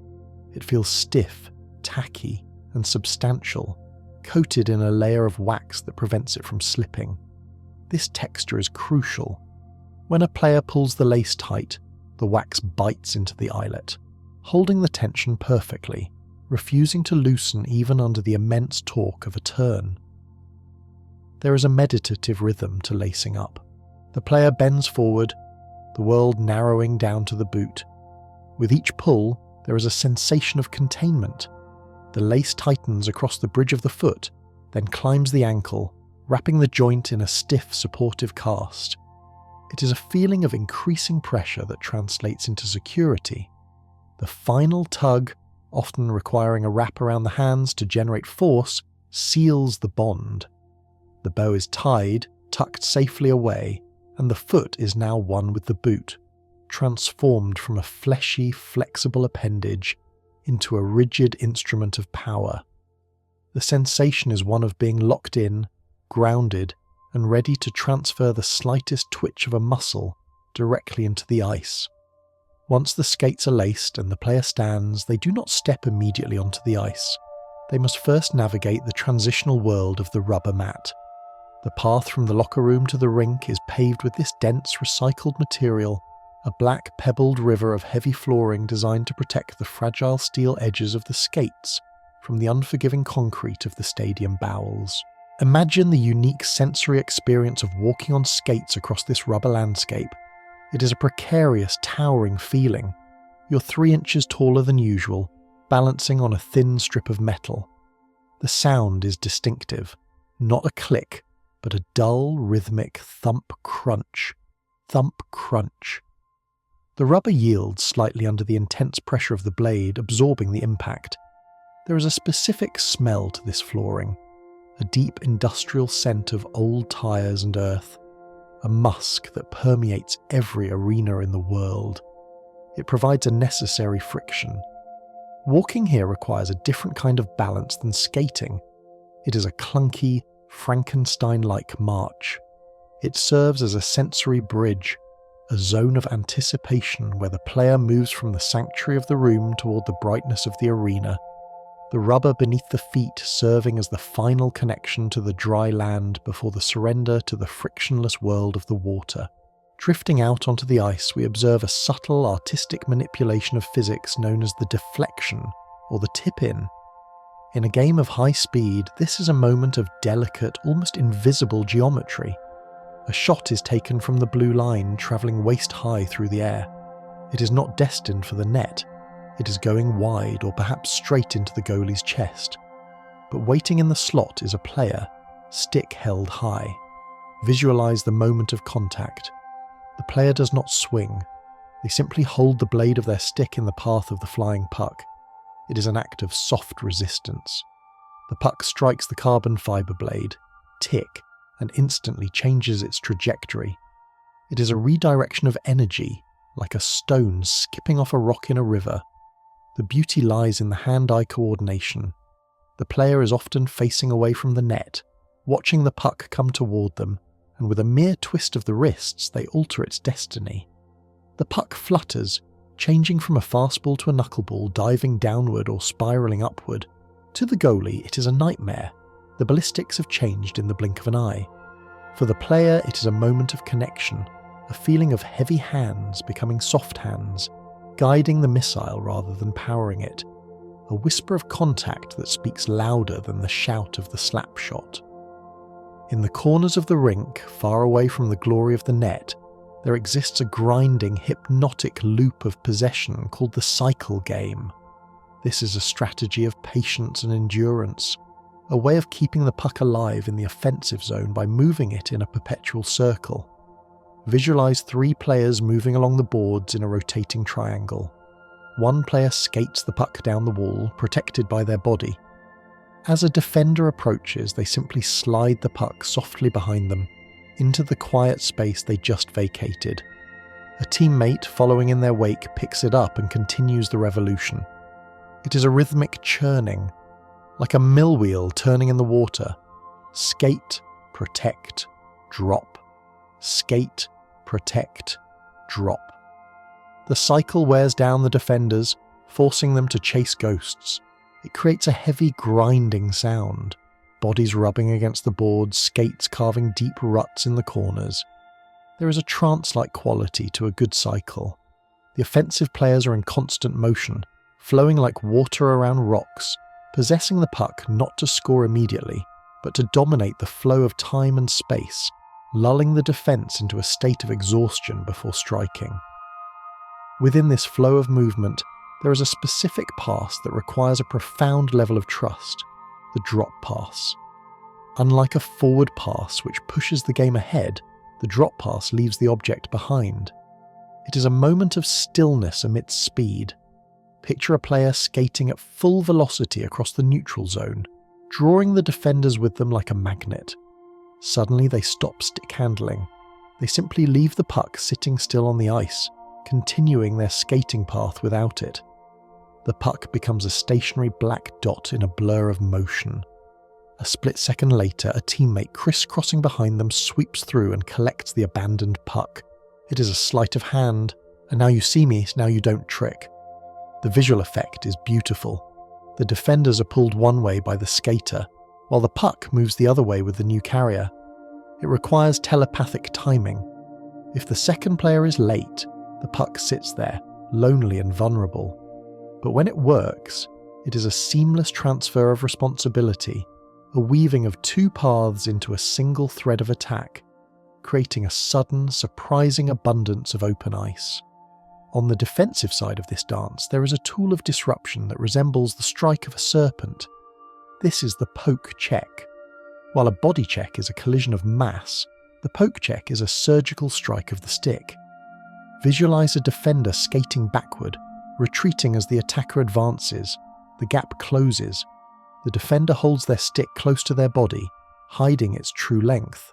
Then, in a flash of movement, they thrust the stick forward, one-handed. The blade shoots out like a lance, targeting the puck on the attacker's stick. Poke.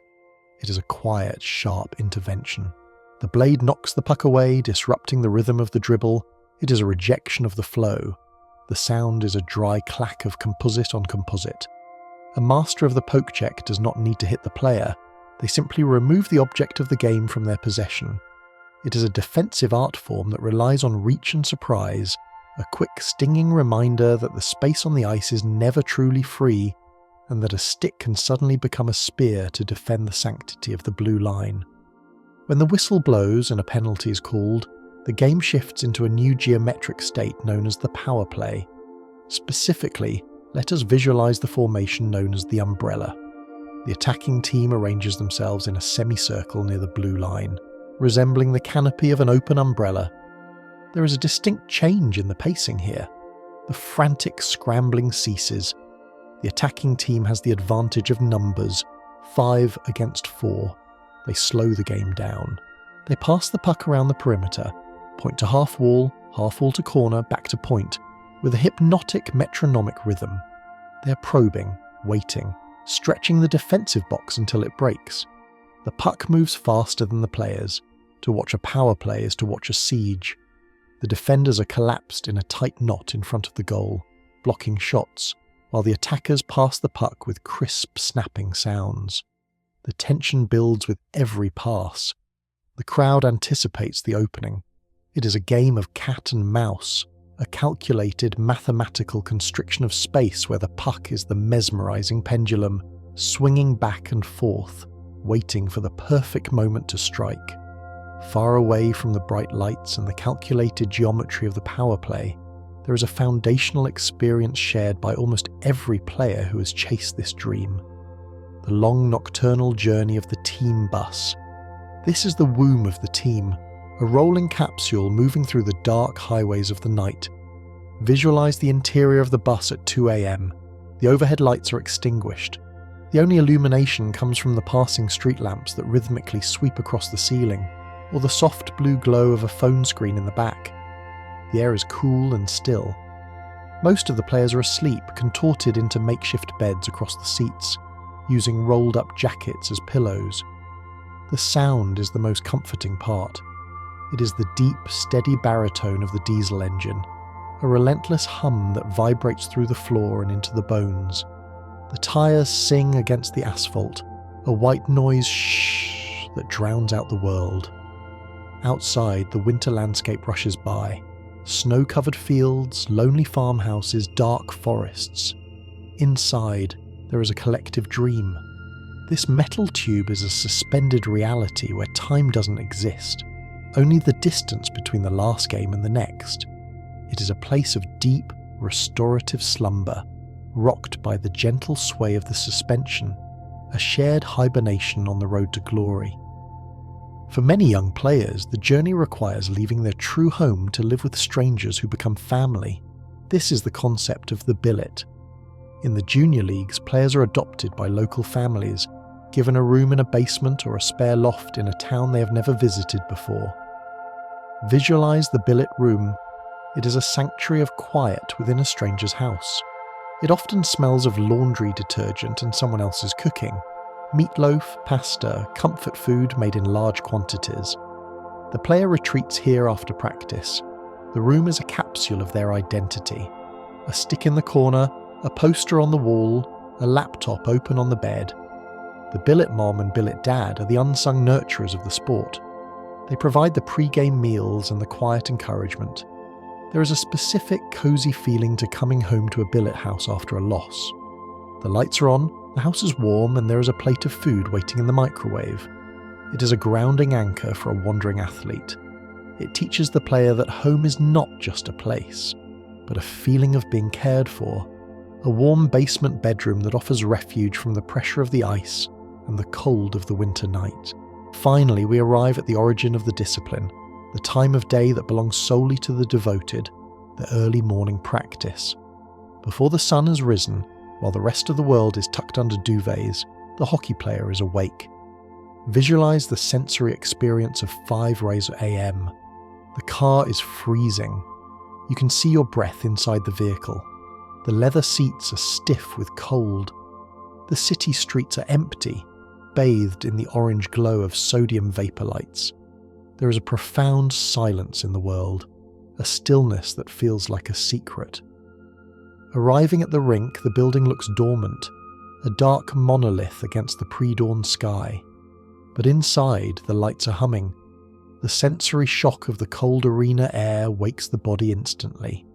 The ice at this hour is perfect, unused, unscarred, a sheet of glass waiting for the first cut. There is a unique steam that rises from the coffee cups of the parents shivering in the stands. The sound of the pucks echoing in the empty building is sharper, louder. This is the hour of dedication. It is a time of solitude and grind, where the love for the game is tested against the desire for sleep. To skate while the sun comes up, watching the light slowly filter through the high windows, turning the grey ice to a dazzling white, is to witness the birth of the day from the most peaceful place on earth. As the pale light of dawn filters through the high windows, illuminating the rising steam and the pristine sheet of ice, the practice concludes. The players drift off the surface, and the noise of the arena subsides. We follow the equipment as it is gathered up, moving from the open expanse of the rink to the heavy, contained world of the hockey bag. Visualize this object. It is a massive, cavernous sack, often made of thick, durable canvas or heavy vinyl, coloured in the team's black, navy or red. It is the nomadic home of the player, a portable locker that holds the tools of the trade. Imagine the sound of the zipper, a long, heavy-duty metal track that makes a deep, rasping zip sound as it closes, sealing the contents away. There is a distinct weight to the bag. It is awkward and bulky, filled with helmets, pads, skates, and wet fabric. Slung over a shoulder, it presses down, a burden of love that every player knows intimately. But it is the smell that is most evocative. When you unzip a hockey bag, you are greeted by a scent that is ancient and undeniable. It is a mix of leather, dried sweat, rubber, tape adhesive, and the damp musk of hard work. To the outsider, it might be pungent, but to the player, it is the scent of comfort. It smells of memories, of road trips, of battles won and lost. It is an olfactory anchor that says, "You are a hockey player." It is the dark, soft cave where the armour sleeps, waiting to be carried to the next town, the next rink, the next challenge. Once the bag is hauled into the sanctuary of the dressing room, its contents are unpacked into a specific architectural space known as the stall. This is not merely a seat, it is a personal shrine, a wooden cubicle that defines the player's territory within the collective. Visualize the wood of the stall, often oak or maple, varnished to a warm honey-coloured shine. It is designed with precision. There are hooks for the skates, a shelf for the helmet, and a specific place for the gloves. Above the stall, a nameplate is screwed into the wood. Seeing one's name printed there, often in the team's official font, is a moment of silent validation. It says, "I belong here." There is a ritual to the organisation of the stall. Players are creatures of habit. The tape must sit on the left, the water bottle must sit on the right. Under the seat, the shoes are lined up perfectly parallel. It is a space of order amidst the chaos of the sport. Imagine sitting in this stall, leaning back against the wood, feeling the hard surface against your spine. To your left and right are your brothers, sitting in their own wooden niches. The stall is the backstage dressing room where the transformation happens, where the human sheds their civilian clothes and dons the identity of the gladiator. It is a place of banter, of quiet focus, and of deep communal belonging. Before the armour is donned, however, there is often a ritual of agility performed in the concrete hallways outside the locker room. This is the game before the game, a rhythmic warm-up known as sewer ball or two-touch. Visualise a circle of players standing in the narrow corridor, wearing athletic shorts and t-shirts. In the centre of the circle is a soccer ball. The goal is to keep the ball in the air using only feet, knees, and chests. It is a hypnotic dance of coordination. The sound is a steady percussive beat, thump, tap, thud, smack, echoing off the cinder block walls. The atmosphere here is light and playful, a stark contrast to the intensity of the ice. It loosens the hips and wakes up the feet. Watch the ball float in the air, spinning gently. A player traps it with their foot, flicks it to a teammate. It requires soft touches and sharp focus. It is a collective juggling act that syncs the group's rhythm. The laughter is easy here, the insults friendly. It is a primitive playground game played by elite athletes, a way to connect the mind to the body through the universal language of the ball, grounding them in the joy of play before the seriousness of the competition begins. As the players return to the room and begin to dress, our focus zooms in on the hands, specifically to the top of the stick, where a very personal customization takes place. The knob. This is the handle of the weapon, the point of contact between the top hand and the shaft.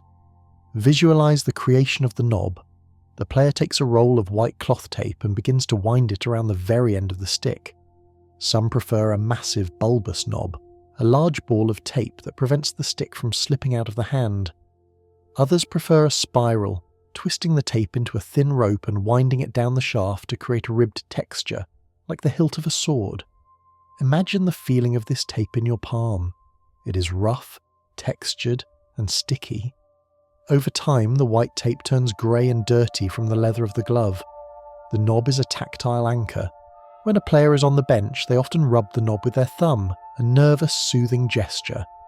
It is a worry stone. It is the steering wheel of the stick. The specific thickness and texture are dialed into the millimetre, a unique signature of the player's preference. It is the interface where the command of the mind meets the instrument of the game, a small taped secret hidden inside the glove. Moving from the hand to the mouth, we encounter another piece of protective equipment that has become a fidget toy and a symbol of nonchalance, the mouthguard. It is a piece of moulded plastic, often coloured neon green, yellow, or team red, designed to protect the teeth and reduce concussions. Visualize the texture of the mouthguard. It is chewy, resilient, a dense polymer that yields slightly to the bite. But the true hypnotic nature of the mouthguard appears during the stoppages of play. Watch a player skating back to the bench. They do not keep it in their mouth. They spit it out halfway, letting it hang from their lips, or they pull it out completely, letting it dangle from the helmet strap. There is a specific rhythmic chewing that happens. The player gnaws on the side of the plastic, shifting it from left to right. It is a pacifier for the high-anxiety environment. It gives the jaw something to do, a way to burn off nervous energy. The bright colour of the plastic stands out against the face, a small visual flare. It is a humble object, often chewed into a ragged shape over the course of a season, a piece of plastic that absorbs the stress of the athlete, bite by bite, shift by shift. We drift back out onto the ice now, into the heat of the action, to witness a move that utilises the geometry of the rink itself. This is the wraparound. It is a play born of speed and centrifugal force, occurring behind the enemy's net. Visualise a player with the puck, skating at full tilt toward the back of the goal. They do not slow down. They use the net as a pivot point, swinging around it tight, like a planet orbiting a star. The net protects them. The goalie cannot poke check them through the mesh. Feel the G-force as the skater turns the corner. They lean deep into the turn, their edges carving a sharp arc. As they emerge on the other side, the goalie is often still scrambling to get across. The skater attempts to tuck the puck inside the post before the goaltender's leg pad arrives. It is a race against time and distance. The sound is a flurry of scratching skates and the banging of the stick against the ice. It is a loop of pure kinetic energy, a maneuver that turns the safety of the area behind the net into a sudden curling attack on the front. Sometimes, the attack does not result in a goal, but in a sound that is perhaps the most distinct and musical note in the entire sport. This is the sound of the iron. It is the moment when a puck, travelling at 80 miles per hour, strikes the metal goalpost instead of the net. Visualize the trajectory. The shooter aims for the corner, misses by a fraction of an inch and hits the red pipe. Ping! It is not a thud. It is a high-pitched metallic ring, clear as a bell. It sounds like a tuning fork being struck by a hammer. The sound cuts through the roar of the crowd, audible even in the cheapest seats. For the shooter, it is the sound of heartbreak, so close, yet so far. For the goalie, it is the sound of salvation, the best friend stepping in to save the day. The vibration of the impact travels through the pipe, humming for a split second. The puck, rejected by the iron, careens wildly back into play. That singular note, that sharp ding, is a sonic reminder of the margins of the game. History is written in inches, and the difference between glory and nothingness is the width of a metal pipe singing in the cold air. The game is a constant interplay of motion and stopping. Let us focus on the sensory beauty of the hockey stop. This is not a stumbling halt. It is a violent, graceful shearing of the ice. Visualize a player skating at full speed who needs to change direction instantly. They turn their hips, presenting the broad side of their blades to the direction of travel. They dig in. The steel edges shave the top layer of the ice, creating friction. The result is a spray of snow. It is not soft snow. It is a cloud of fine, crystalline powder, shaved ice that flies up in a wave. If a player stops near the boards, the snow sprays against the glass. If they stop near the goalie, the snow showers over the goaltender's pads. Imagine the feeling of that spray hitting your face, cold, wet, and refreshing. The sound is a loud, abrasive shh, a tearing of the fabric of the rink. It is a moment of pure physics, converting forward momentum into friction and ice dust, a white cloud that marks the location of the change. In the midst of this flying snow and ringing iron, there is a defensive maneuver that is pure acrobatics. We turn our eyes to the goaltender once more to witness the windmill. This is a save made with the catching glove, but it is performed with a flourish that is almost theatrical. Visualize the puck flying toward the top corner of the net, the glove side.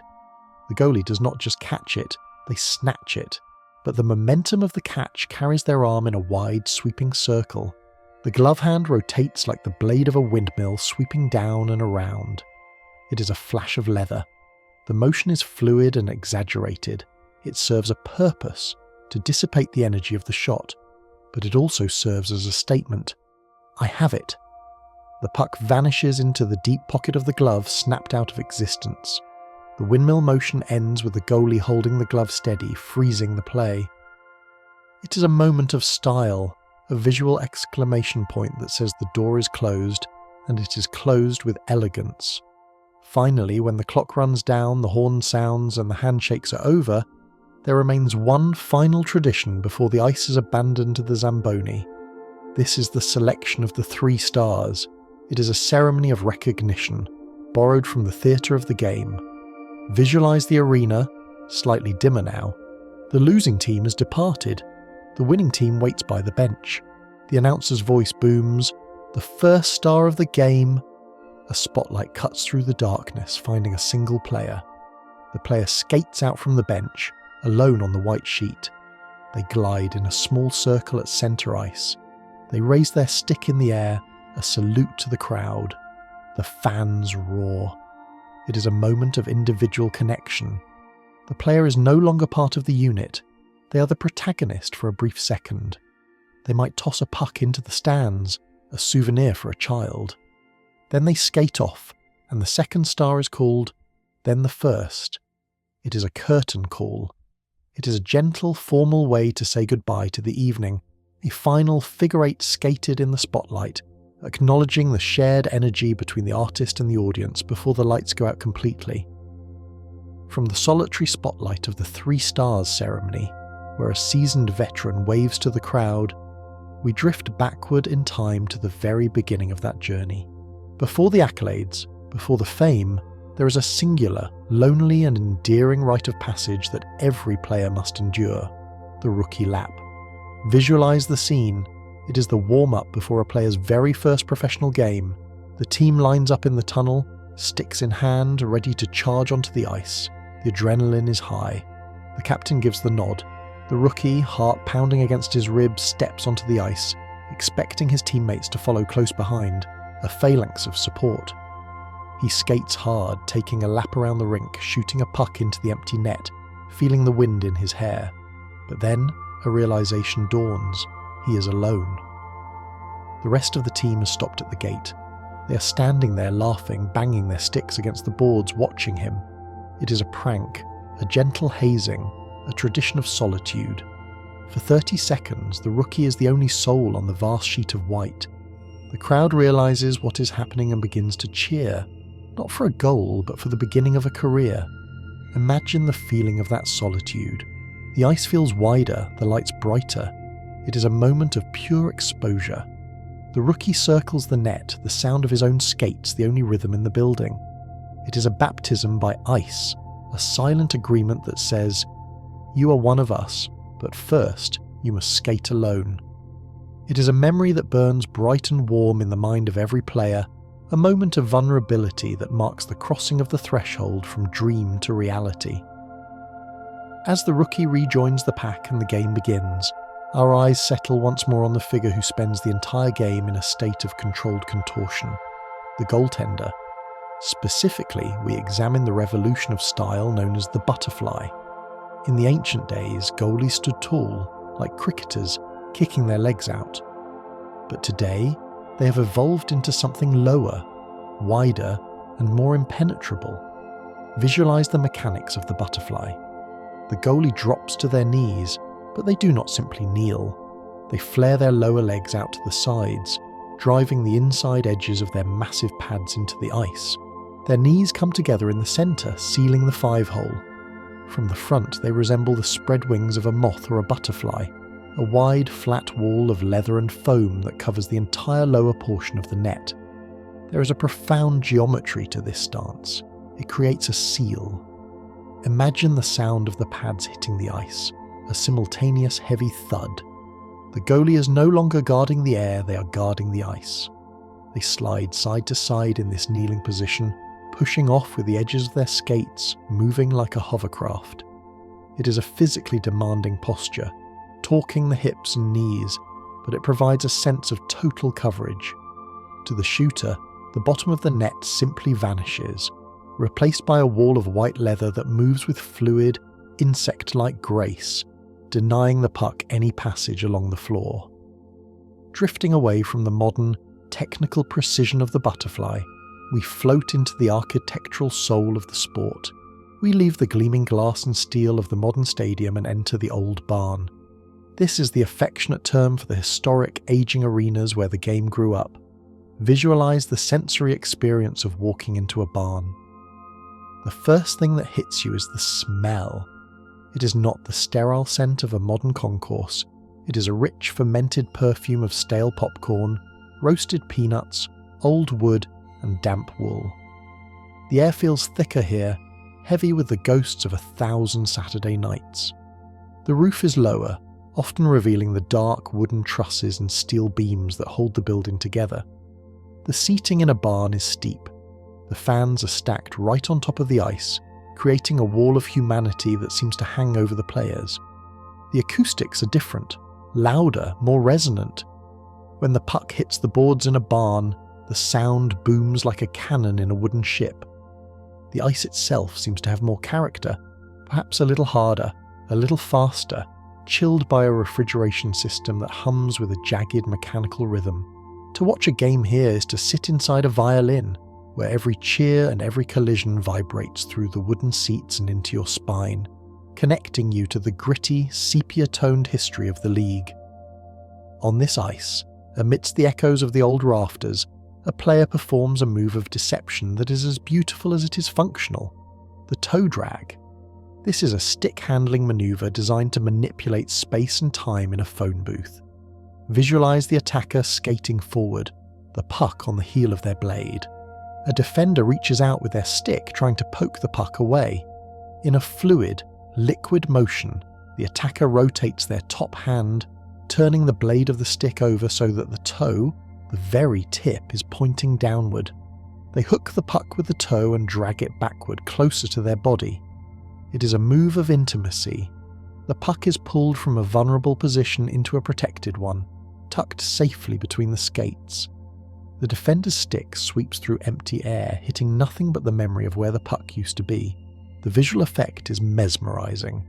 The puck seems to be on a string, obeying the command of the stick tip. It creates a moment of suspension, a hesitation that freezes the defender, allowing the attacker to glide past. It is the sleight of hand of the magician, a whisper of movement that says, "It is not there, it is here," turning the aggressive reach of the opponent into a mistake. While the toe drag happens in a split second, there is a place where time can be stopped, rewound, and analysed frame by frame. We travel thousands of miles away from the arena to a quiet, dimly lit room in Toronto, known as the War Room. This is the Department of Player Safety and the Situation Room for video review. Visualize this sanctuary of surveillance. It looks like the bridge of a spaceship or a high-tech security hub. One wall is entirely covered in massive high-definition screens, broadcasting every game being played on the continent simultaneously. A mosaic of ice, colour and motion flickers in the silence. Men sit at consoles wearing headsets, watching the feeds with hawk-like intensity. The room is dark, illuminated only by the cool blue glow of the monitors. When a controversial goal is scored, or a high stick is suspected, the call comes here. They have the power to freeze time. They toggle a dial, moving the video forward and backward, frame by frame, looking for the sliver of white ice between the puck and the line, or the distinct wobble of a stick striking a glove. There is a sense of absolute clinical truth here. The emotion of the arena, the screaming fans, the arguing coaches, is stripped away. All that remains is the pixelated reality. They are the silent guardians of the rules, the distant watchers who ensure that amidst the chaos and speed, the objective fact remains sacred. It is a place of stillness and judgment, where the frenzy of the sport is distilled down to a single, high-resolution image. Back in the arena, as the clock winds down and desperation mounts, the geometry of the game undergoes a radical shift. This is the phenomenon of the empty net. When a team is losing by 1 goal with a minute left, they pull their goalie for an extra attacker. Visualize the moment the goalie sprints to the bench. It is a frantic dash. As soon as he crosses the threshold, a forward jumps onto the ice. Suddenly the equilibrium is broken. It is 6 skaters against 5, but behind them, the net gapes wide open. The net looks different when it is empty. It looks larger, more cavernous. The white mesh seems to yawn, inviting the puck. The tension in the arena skyrockets. The attacking team surrounds the offensive zone, using their extra man to pass the puck with dizzying speed. The defending team collapses, terrified of making a mistake. Every shot is a gamble of infinite stakes. If the defenders get the puck, they will fling it the length of the ice. Watch the puck sliding toward the empty cage. It moves in slow motion. The crowd holds its breath. Will it curl wide? Will it hit the post? Will a defender dive to sweep it away at the last second? The empty net represents the ultimate risk-reward calculation. a final, frantic roll of the dice where safety is abandoned in the pure pursuit of the equalizer. Deep in the bowels of the arena, far from the stress of the empty net, lives the caretaker of the player's tools. We enter the workshop of the equipment manager.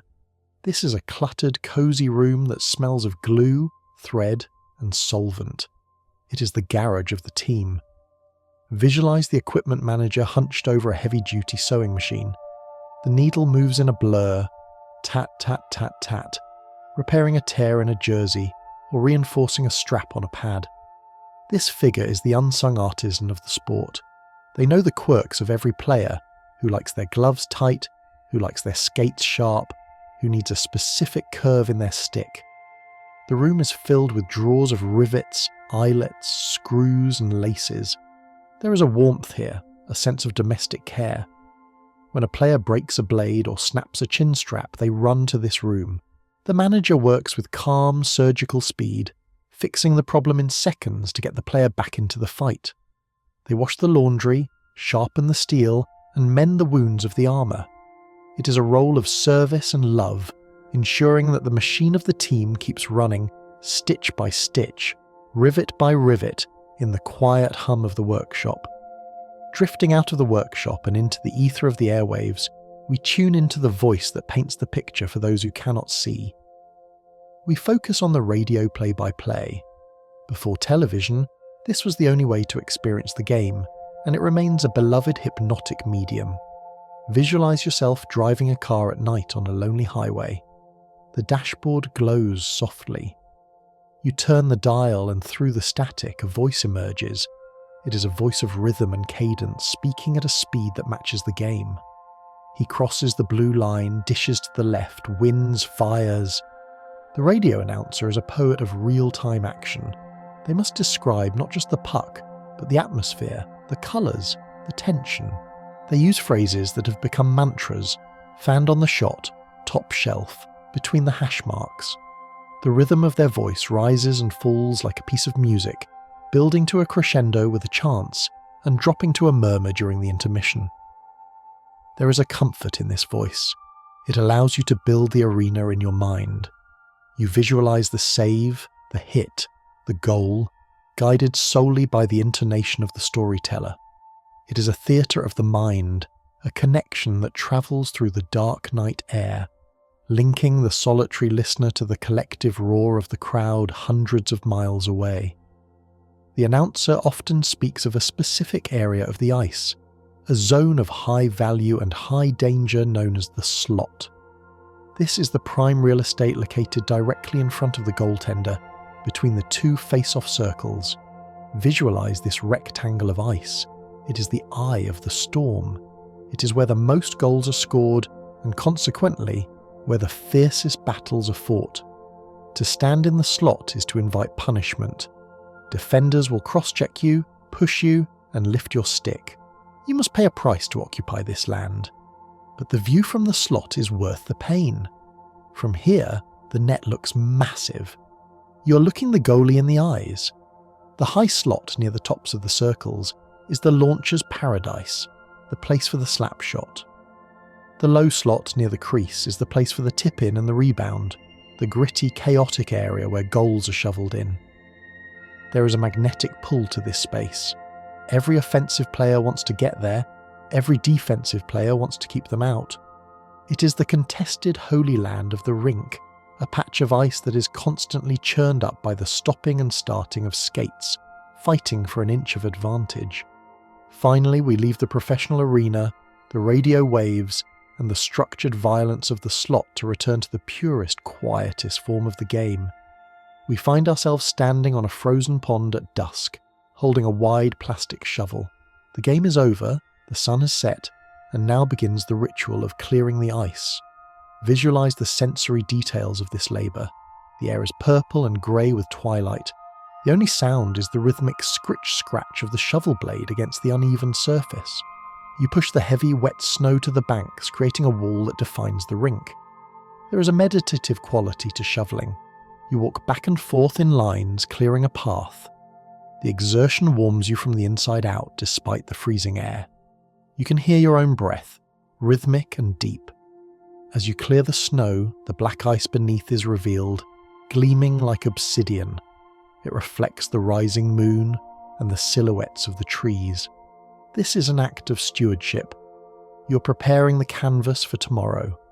The pile of snow at the edge grows higher, a testament to the work done. When the job is finished, you stand in the center of the clean, dark mirror you have revealed, leaning on the shovel, looking up at the first stars appearing in the winter sky.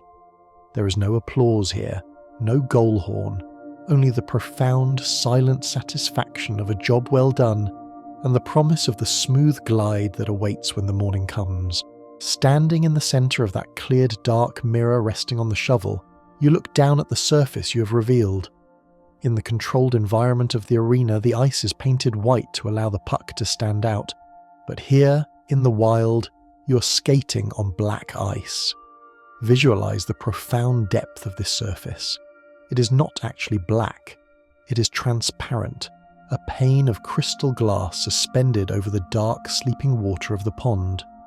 Looking down, you can see suspended bubbles frozen in time, trapped in their ascent like tiny silver pearls. You might see the dark green weeds swaying slowly in the current beneath, or the suspended shape of a fallen leaf, preserved in the frost. There is a sense of vertigo to skating on black ice. It feels as though you are gliding over a void, flying above a dark abyss. It is the smoothest ice in the world, formed on calm, windless nights, where the water molecules align in perfect stillness. The friction is almost non-existent. The sound of the skates is different here, a higher singing hiss, as if the steel is whispering to the deep water below. It is a communion with the dormant life of the lake, a reminder that the game is being played on a thin, frozen skin over a living, breathing body of water. As you stand there in the silence, listening to the wind in the pines, the lake itself begins to speak. This is the phenomenon of the singing ice. As the temperature drops in the night, the ice expands and contracts, shifting its weight against the shore and the water below. Visualize the sound. It starts as a low, resonant boom, like a distant cannon or a giant heart beating deep within the earth. Then, it shifts to a high-pitched, laser-like pew-pew sound, a futuristic frequency that travels rapidly across the surface. It is a whale song of the winter. To the uninitiated, these sounds can be terrifying, the cracking and groaning of the floor beneath your feet. But to the veteran pond skater, it is a comforting lullaby. It signifies that the ice is thickening, that it is alive and settling. The sound vibrates through your skates and up into your legs, a physical sensation of the lake's power. It is the oldest music of the sport, a symphony of thermal dynamics that echoes through the valley, accompanying the solitary skater under the moon. Occasionally, the purity of the game is interrupted by a wayward shot that leaves the cleared sanctuary of the rink. The puck sails over the snowbank and vanishes into the deep, powdery drift beyond. This initiates the ritual of the search. Visualize the sensory shift. You leave the smooth, hard ice and step into the knee-deep snow. The world becomes soft and muffled. You use your stick as a probe, stabbing gently into the whiteness, feeling for the hard, round resistance of the rubber. The cold snow seeps into the spaces between your laces, a sharp, biting reminder of the elements. There is a patience required here. You are an archaeologist of the winter, sifting through the drift. The breath plumes in the air. Finally, the blade of the stick strikes something solid, a dull thud. You dig, flipping the snow aside, and there it is. The black puck, dusted in white, resting at the bottom of the crater. Retrieving it feels like finding a lost coin. You toss it back onto the ice, where it lands with a clean clatter, and the game, which had been suspended by nature, resumes its rhythm. Returning to the mechanics of the stick, we focus on a shot that is often the hallmark of the true artist, the backhand. Most shots use the curve of the blade to cup the puck, generating spin and power. The backhand, however, uses the convex side of the blade, the wrong side. Visualize the motion. It is a shoveling action. The player pulls the puck to their backhand side, protecting it from the defender with their body. There is no curve to cradle the puck, so the lift must come from the wrists alone. It requires a sudden, violent torque of the forearms. The beauty of the backhand lies in its deception. For a goaltender, it is the hardest shot to read. The puck can leave the stick at any point in the sweeping arc. There is no telltale wind-up. Imagine the puck launching off the back of the blade, spinning differently than a normal shot, tumbling slightly like a knuckleball. It often finds the roof of the net, rising sharply and quickly. It is the thief's tool, a stealthy, elegant strike that relies on finesse and wrist strength rather than brute power, turning a defensive posture into an offensive surprise. When that backhand shot rises, it often seeks a very specific geography of the goal, known affectionately as top shelf, or sometimes, where mama hides the cookies. This is the upper stratum of the net, the area just below the crossbar and above the goalie's shoulders. Visualize the precision required to place the puck here. It is a window of only a few inches. The net is constructed with a metal frame inside the mesh to hold its shape, often padded with white foam.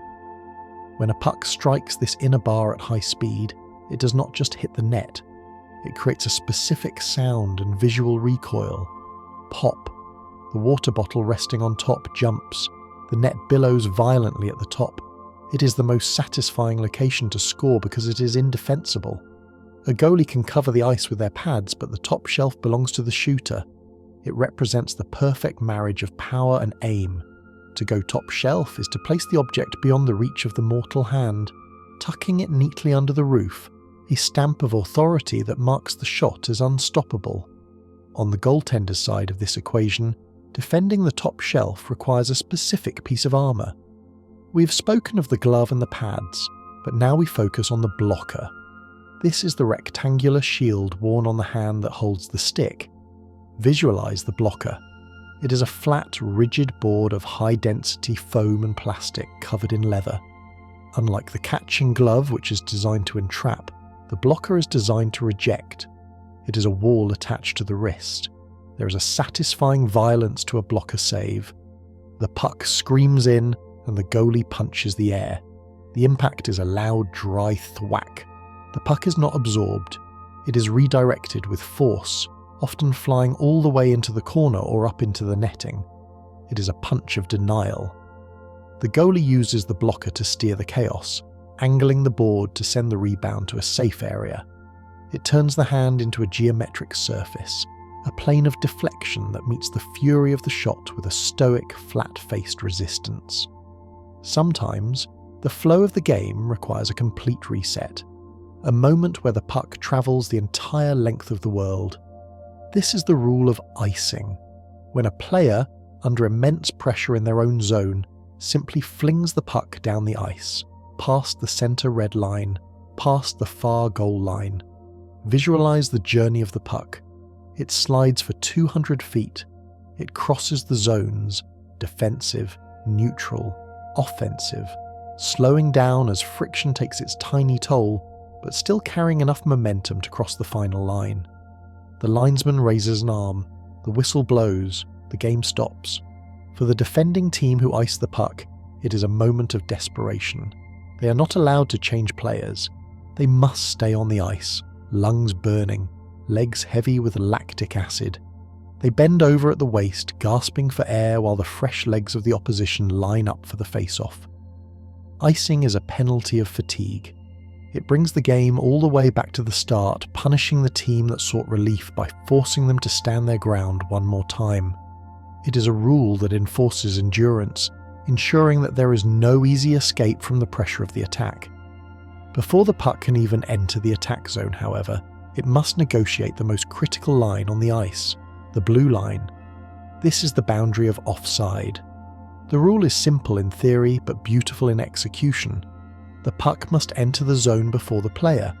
Visualize the balletic dance that occurs at this line. A player is rushing forward full of speed, but the puck carrier is a step behind. The rushing player must stop. They must straddle the blue line. They hook one skate on the white ice of the neutral zone, dragging the toe of their blade while stretching their body forward into the offensive zone. This is the drag. It is a moment of suspended animation. The player is physically torn between two worlds, the the safe zone and the attack zone. They look back, waiting for the puck to cross the threshold. Once the rubber crosses the blue paint, the tension snaps and the player releases the drag, exploding into the zone. It requires an awareness of the feat that is entirely subconscious. It is a check on the chaos, a rule that demands the team move as a synchronized wave rather than a scattered swarm, ensuring that the invasion is an organized collective effort. When the rules are broken, a trip, a slash, a hook, the guilty party is sent to the box, and the team must endure the penalty kill. This is a defensive formation of 4 players against 5. It is a siege mentality. Visualize the geometry of the box. The 4 defenders arrange themselves in a tight square in front of their goalie. They do not chase the puck, they guard the house. Their sticks are active, waving in the passing lanes, creating a forest of carbon fibre that the puck must pass through. The sensory experience of the penalty killer is one of self-sacrifice. They are expecting to be hit. They stand in the shooting lanes, soaking up bruises. They rely on clearing the puck, finding a loose puck and firing it all the way down the ice, which is legal when short-handed. That sound, the puck hitting the glass and rattling all the way down to the other end, is the sound of survival. It buys 30 seconds of breath. The penalty kill is a test of character, a gritty, unglamorous 2 minutes where the only goal is destruction. Destroying the time, destroying the play, and holding the fort until the gate opens and the prisoner returns. Occasionally, amidst this defensive crouch, a spark of opportunity ignites. This is the short-handed goal. The attacking team, confident in their numbers, gets lazy. A pass is bobbled at the blue line. The penalty killer pounces. Visualize the sudden reversal of fortune. The defender pushes the puck past the stumbling attacker and is suddenly free. It is a breakaway born from disaster. The crowd gasps. This was not in the script. The player, tired from defending, summons a final reserve of anaerobic power. Scoring a short-handed goal is the ultimate psychological blow. It is a dagger. It takes the opponent's advantage and turns it against them. The roar of the crowd is different for this goal. It is a mix of shock and delirium. It breaks the spirit of the power play. It is the rebel victory, the triumph of the underdog who was backed into a corner and came out swinging, proving that danger often lurks where it is least expected. Finally, when the game is truly done, the final buzzer is sounded, and the players have returned to the locker room. There is a gentle domestic ritual of care. The skates are taken off, and the soakers, or skate guards, are applied. Visualize these objects. They are often made of soft terry cloth like a thick towel, sometimes shaped like animals for children, or simple black sleeves for adults. The player wipes the snow and water from the steel blade with a towel, drying the metal with care to prevent rust. Then, the soaker is slipped over the blade. It hugs the sharp steel in a soft embrace. It is the sword going back into the sheath. The hard, dangerous edge that carved the ice is now covered, safe to be thrown into the bag. The soaker absorbs the remaining moisture, wicking it away. It represents the end of the violence, the transition from the sharp, cutting world of the game to the soft, dull world of rest. The skates are packed away, the bag is zipped, and the player walks out into the night, leaving the sharpness behind for another day. With the skates safely sheathed in their soft terry cloth cocoons, resting in the darkness of the bag, we turn our attention to the other primary tool of the trade, which requires a different kind of care, a ritual of heat and pressure. We enter the workbench area to witness the customization of the blade, utilizing the heat gun. Visualize the scene in the equipment room. A player stands before a workbench holding their composite stick. In one hand, they wield a device that looks like a heavy-duty hairdryer, emitting a focused stream of intense, invisible heat. The air ripples with the temperature. They aim this heat at the blade of the stick. There is a specific smell associated with this process, the scent of warming resin and melting glue. It is a chemical, industrial aroma, but one that signals craftsmanship. As the blade heats up, the material softens, becoming pliable. The player then inserts the blade into a vice or steps on it with a heavy boot, twisting the curve to their exact liking. They are sculpting the instrument. They might open the face of the blade to lift the puck higher, or curve the toe inward to cradle it more securely. Once the shape is perfect, they plunge the hot blade into a bucket of ice water. Hiss.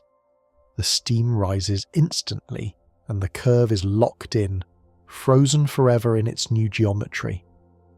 It is a moment of blacksmithing in a modern age, using fire and ice to bend the rigid carbon fibre into a shape that matches the unique mechanics of the player's hands. Once the blade is curved and taped, there is a final sensory application that serves as the seal of the warrior. This is the application of stick wax. It is a small, dense puck of wax, often smelling of vanilla, strawberry, or simple paraffin. Visualize the texture of the wax. It is cool and greasy to the touch. The player rubs it vigorously over the fresh tape on the blade. The friction generates a little heat, melting the wax into the fibres of the cloth. It smooths out the ridges of the tape, creating a unified, water-resistant surface.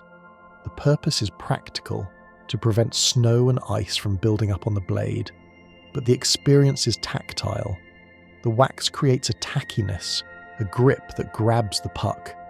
Imagine the smell of the wax mixing with the cold air of the rink.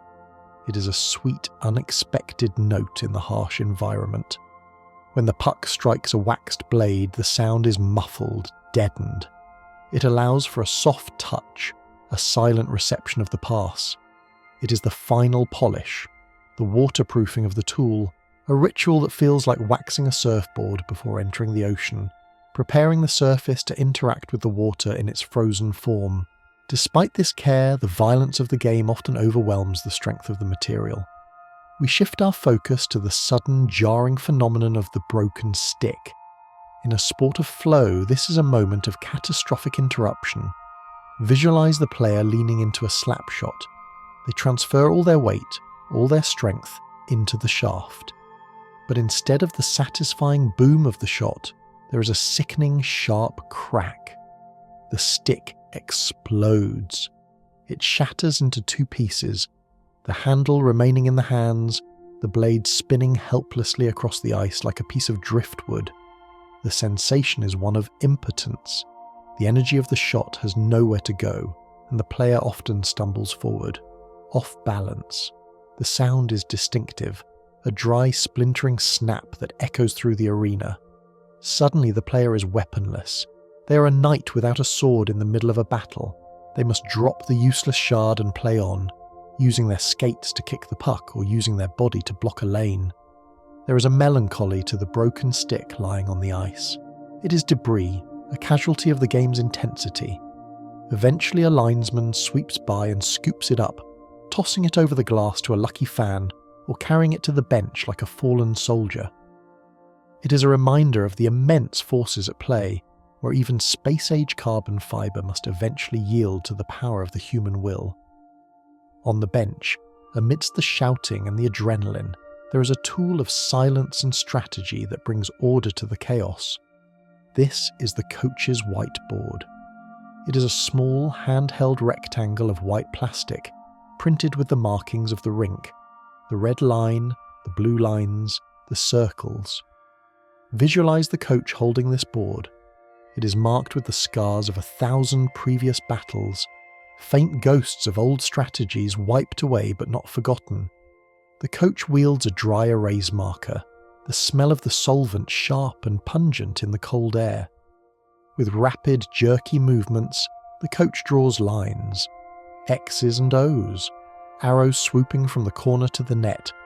The marker squeaks against the plastic surface.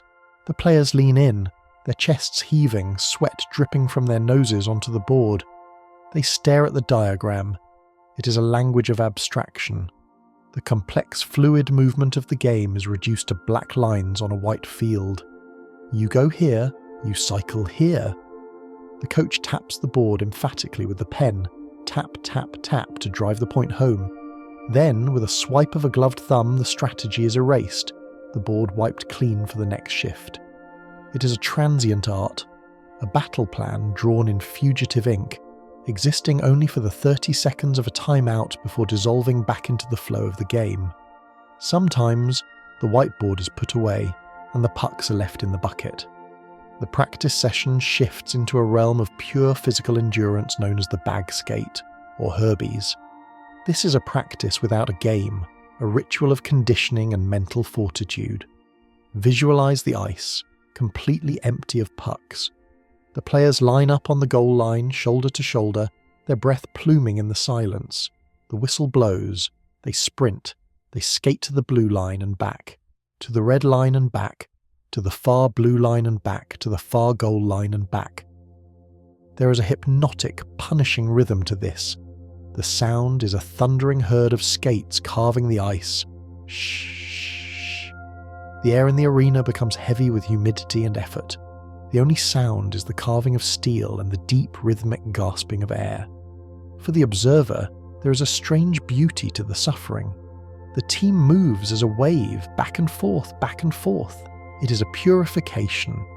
The legs burn, the lungs scream, but the mind takes over. It is a meditative state of survival. You focus only on the stride, on the person next to you. You are building the hockey legs, the engine that will carry you through the third period. It is the forging of the team's soul in the fire of exertion, a shared hardship that binds the players together more tightly than any victory. Within the hierarchy of the team, there is a specific type of player who thrives in this hardship, who builds their identity on the foundation of effort rather than grace. This is the grinder, or the fourth liner. They are the blue-collar workers of the ice. Visualize the grinder's shift. They do not carry the puck with the elegance of a dancer. They carry it with the determination of a bulldozer. They dump the puck into the corner and chase it. They crash into the boards. They stand in front of the net, taking cross-checks to the spine, screening the goalie. There is a specific acoustic texture to their game. It is the sound of collisions, thump, crash, grunt. Their jersey is often untucked, their face scarred. They play limited minutes, perhaps only 8 or 10 a game, but those minutes are played at maximum intensity. They are the energy of the team. When a grinder scores, the bench erupts with a joy that is louder than for any superstar. It is a celebration of the humble, the acknowledgement that the game requires not just artists but masons, players willing to do the heavy lifting in the dark corners so that others may shine in the light. High above the ice, far removed from the sweat of the grinder, sits a solitary figure in the stands. They are often dressed in black, holding a notepad separated from the cheering fans. This is the scout. They are the silent hunters of talent, the architects of the future. Visualize the view of the scout. They are not watching the puck, they are watching the player. They watch how a player skates back to the bench when they are tired. They watch their body language after a mistake. They are looking for the intangibles, the subtle clues of character. There is a stillness to the scout. While the crowd roars for a goal, the scout simply makes a small note with a pen. Scratch, scratch. They are travellers of the lonely road, moving from small-town arena to small-town arena, drinking bad coffee in cold rinks, searching for a diamond in the rough. They carry the dreams of the players in their notebooks. To be noticed by a scout is to feel the gaze of destiny. They are the quiet judges, the bridge between the amateur dream and the professional reality, turning the raw chaos of a junior game into a calculated projection of the future. Long before the scout ever writes a name in a notebook, that name and face might be immortalised in a humbler medium, the hockey card. This is the currency of childhood, a small rectangle of cardboard that holds the frozen image of a hero. Visualise holding a hockey card. It is stiff and glossy. The edges are sharp. On the front, an action shot. A player frozen in mid-stride, snow flying, eyes locked on the target.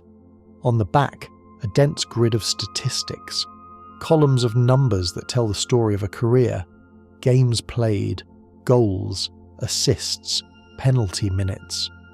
There is a distinct smell to a fresh pack of cards.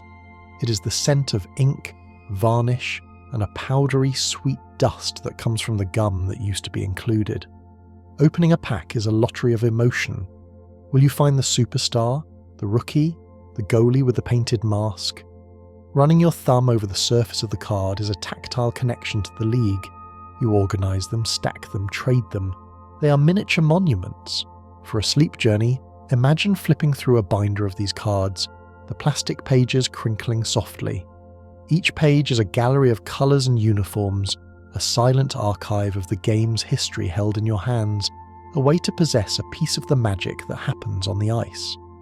The dream of the hockey card often begins in the hallways of hotels during youth tournaments, played with a scaled-down version of the sport known as mini-sticks, or knee hockey. Visualise the setting. A long hotel corridor carpeted in a generic patterned rug. The lights are dim. At each end of the hallway, a doorway serves as the net. The players are on their knees, shuffling back and forth. They wield tiny plastic sticks, curved just like the real ones. The ball is often a soft foam sphere or a rolled-up pair of socks. The game is played in a hush, so as not to wake the other guests, but the intensity is real. Scuff, scuff, scuff. The sound of knees dragging on carpet. The soft thwump of the ball hitting the wall. This is the game distilled to its essence. No skating, no ice, just hands and competition. The carpet burns on the knees are badges of honour. It is a world of imagination, where the hallway becomes the Stanley Cup finals. The low angle of the view makes the corridor feel like a canyon. It is the purest expression of the love for the sport, played not for money or crowds, but simply because the game must be played, even in the downtime, even on the knees, even in the middle of the night. Finally, as the winter fades and the ice in the arena melts, the spirit of the game migrates to the asphalt. The skates are traded for running shoes, and the black puck is traded for the street hockey ball. Visualize this object. It is a hollow sphere of orange plastic. It is light, warm to the touch, and vibrant against the grey of the street. Inside, it often contains a liquid brine to prevent it from bouncing too high, giving it a satisfying, deadened feel when it hits the pavement. The sensory experience of street hockey is entirely different. It is the sound of the game in summer. The stick blade scrapes against the asphalt, a rough sandpaper sound, krr krr krr. The shoes squeak on the driveway. The net is often a metal frame with a loose mesh that ripples in the warm breeze. There is no cold here, only the heat of the sun and the smell of hot tar and cut grass. The game ends not when the buzzer sounds, but when the streetlights flicker on, bathing the court in an amber glow, or when a car comes driving down the road, forcing the cry of "car" and a momentary pause. It is the game stripped of its armour and its expense, returned to the people, played under the open sky in the endless evenings of youth, chasing an orange sun across the grey earth. From the warmth of the summer street and the orange glow of the setting sun, we return one last time to the interior of the arena, to witness the final, inevitable transformation of the world we've explored. We arrive at the ultimate truth of this frozen universe, a secret held within the molecules themselves.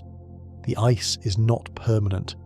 It is a borrowed state, a temporary sculpture of cold that must eventually return to the liquid flow of nature. Visualize the end of the season. The trophy has been awarded, the crowds have dispersed, and the lights have been extinguished. The hum of the compressors, that steady heartbeat of the building, is finally silenced. The refrigeration system is turned off. Slowly, imperceptibly at first, the physics of the rink begin to reverse. The hard white sheet, which withstood the violence of steel and the impact of rubber, begins to soften. It weeps. Watch as the surface loses its dull, matte finish and becomes glossy, then wet. The perfectly painted lines, the red of the centre, the blue of the zones, begin to lose their crisp edges. As the ice turns back into water, the paint lifts.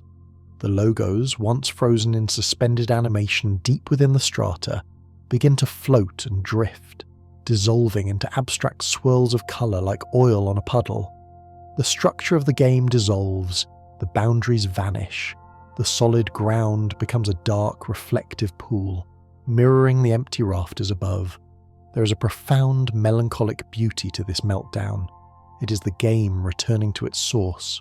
The water that formed the ice will be drained, filtered, and returned to the cycle of the earth, perhaps to become rain, or a river, or the mist on a morning lake. The energy of every stride, every stop, and every goal is released back into the atmosphere. The arena stands silent, a concrete cathedral waiting for the next winter. This is the final lesson, that the game is a fleeting moment of crystallized perfection, carved out of chaos, only to melt away again when the season turns. It reminds us that everything solid is merely a pause in the endless flow of time, a brief, beautiful freeze before the great thaw returns us to the ocean of the infinite. And so, the ice has melted and the water has become still. We leave the arena behind, floating upward, through the roof, back into the vast velvet embrace of the night sky. The orange streetlights fade below you, becoming distant embers that flicker and die out. You're rising into the quiet, cool air, drifting higher and higher until the world is just a silent spinning marble in the distance. You're weightless now. The tension in your muscles has dissolved, just like the ice returning to water. Your legs are heavy and warm, your arms are loose, floating at your sides. The sounds of the game, the scrape of the skates, the ring of the iron, the roar of the crowd have all faded into a gentle rhythmic hush. It is the sound of your own breath, slow and deep, in and out, in and out. Visualize yourself floating in a river of stars. The current is slow and kind. There is nothing left to learn tonight, nothing left to watch, nothing left to do. The equipment is put away, the lights are off, the doors are locked, you're safe in the silence. Feel a wave of relaxation washing over you, starting at the top of your head and moving slowly down to your toes. It is a warm, heavy blanket of starlight. Your eyelids are heavy, sealed shut by the comforting weight of sleep. The images of the white ice and the black puck are softening, blurring into the dark, peaceful canvas of your dreams. You're drifting on a deep, dark ocean, where the water is warm and the horizon is endless. Let go of the shore. Let the current take you. You're moving deeper into the void, into the perfect restorative stillness where the mind rests and the body heals. Everything is quiet. Everything is still. The journey is complete. And now, 101 wonders are resting with you. Sleep now. Good night.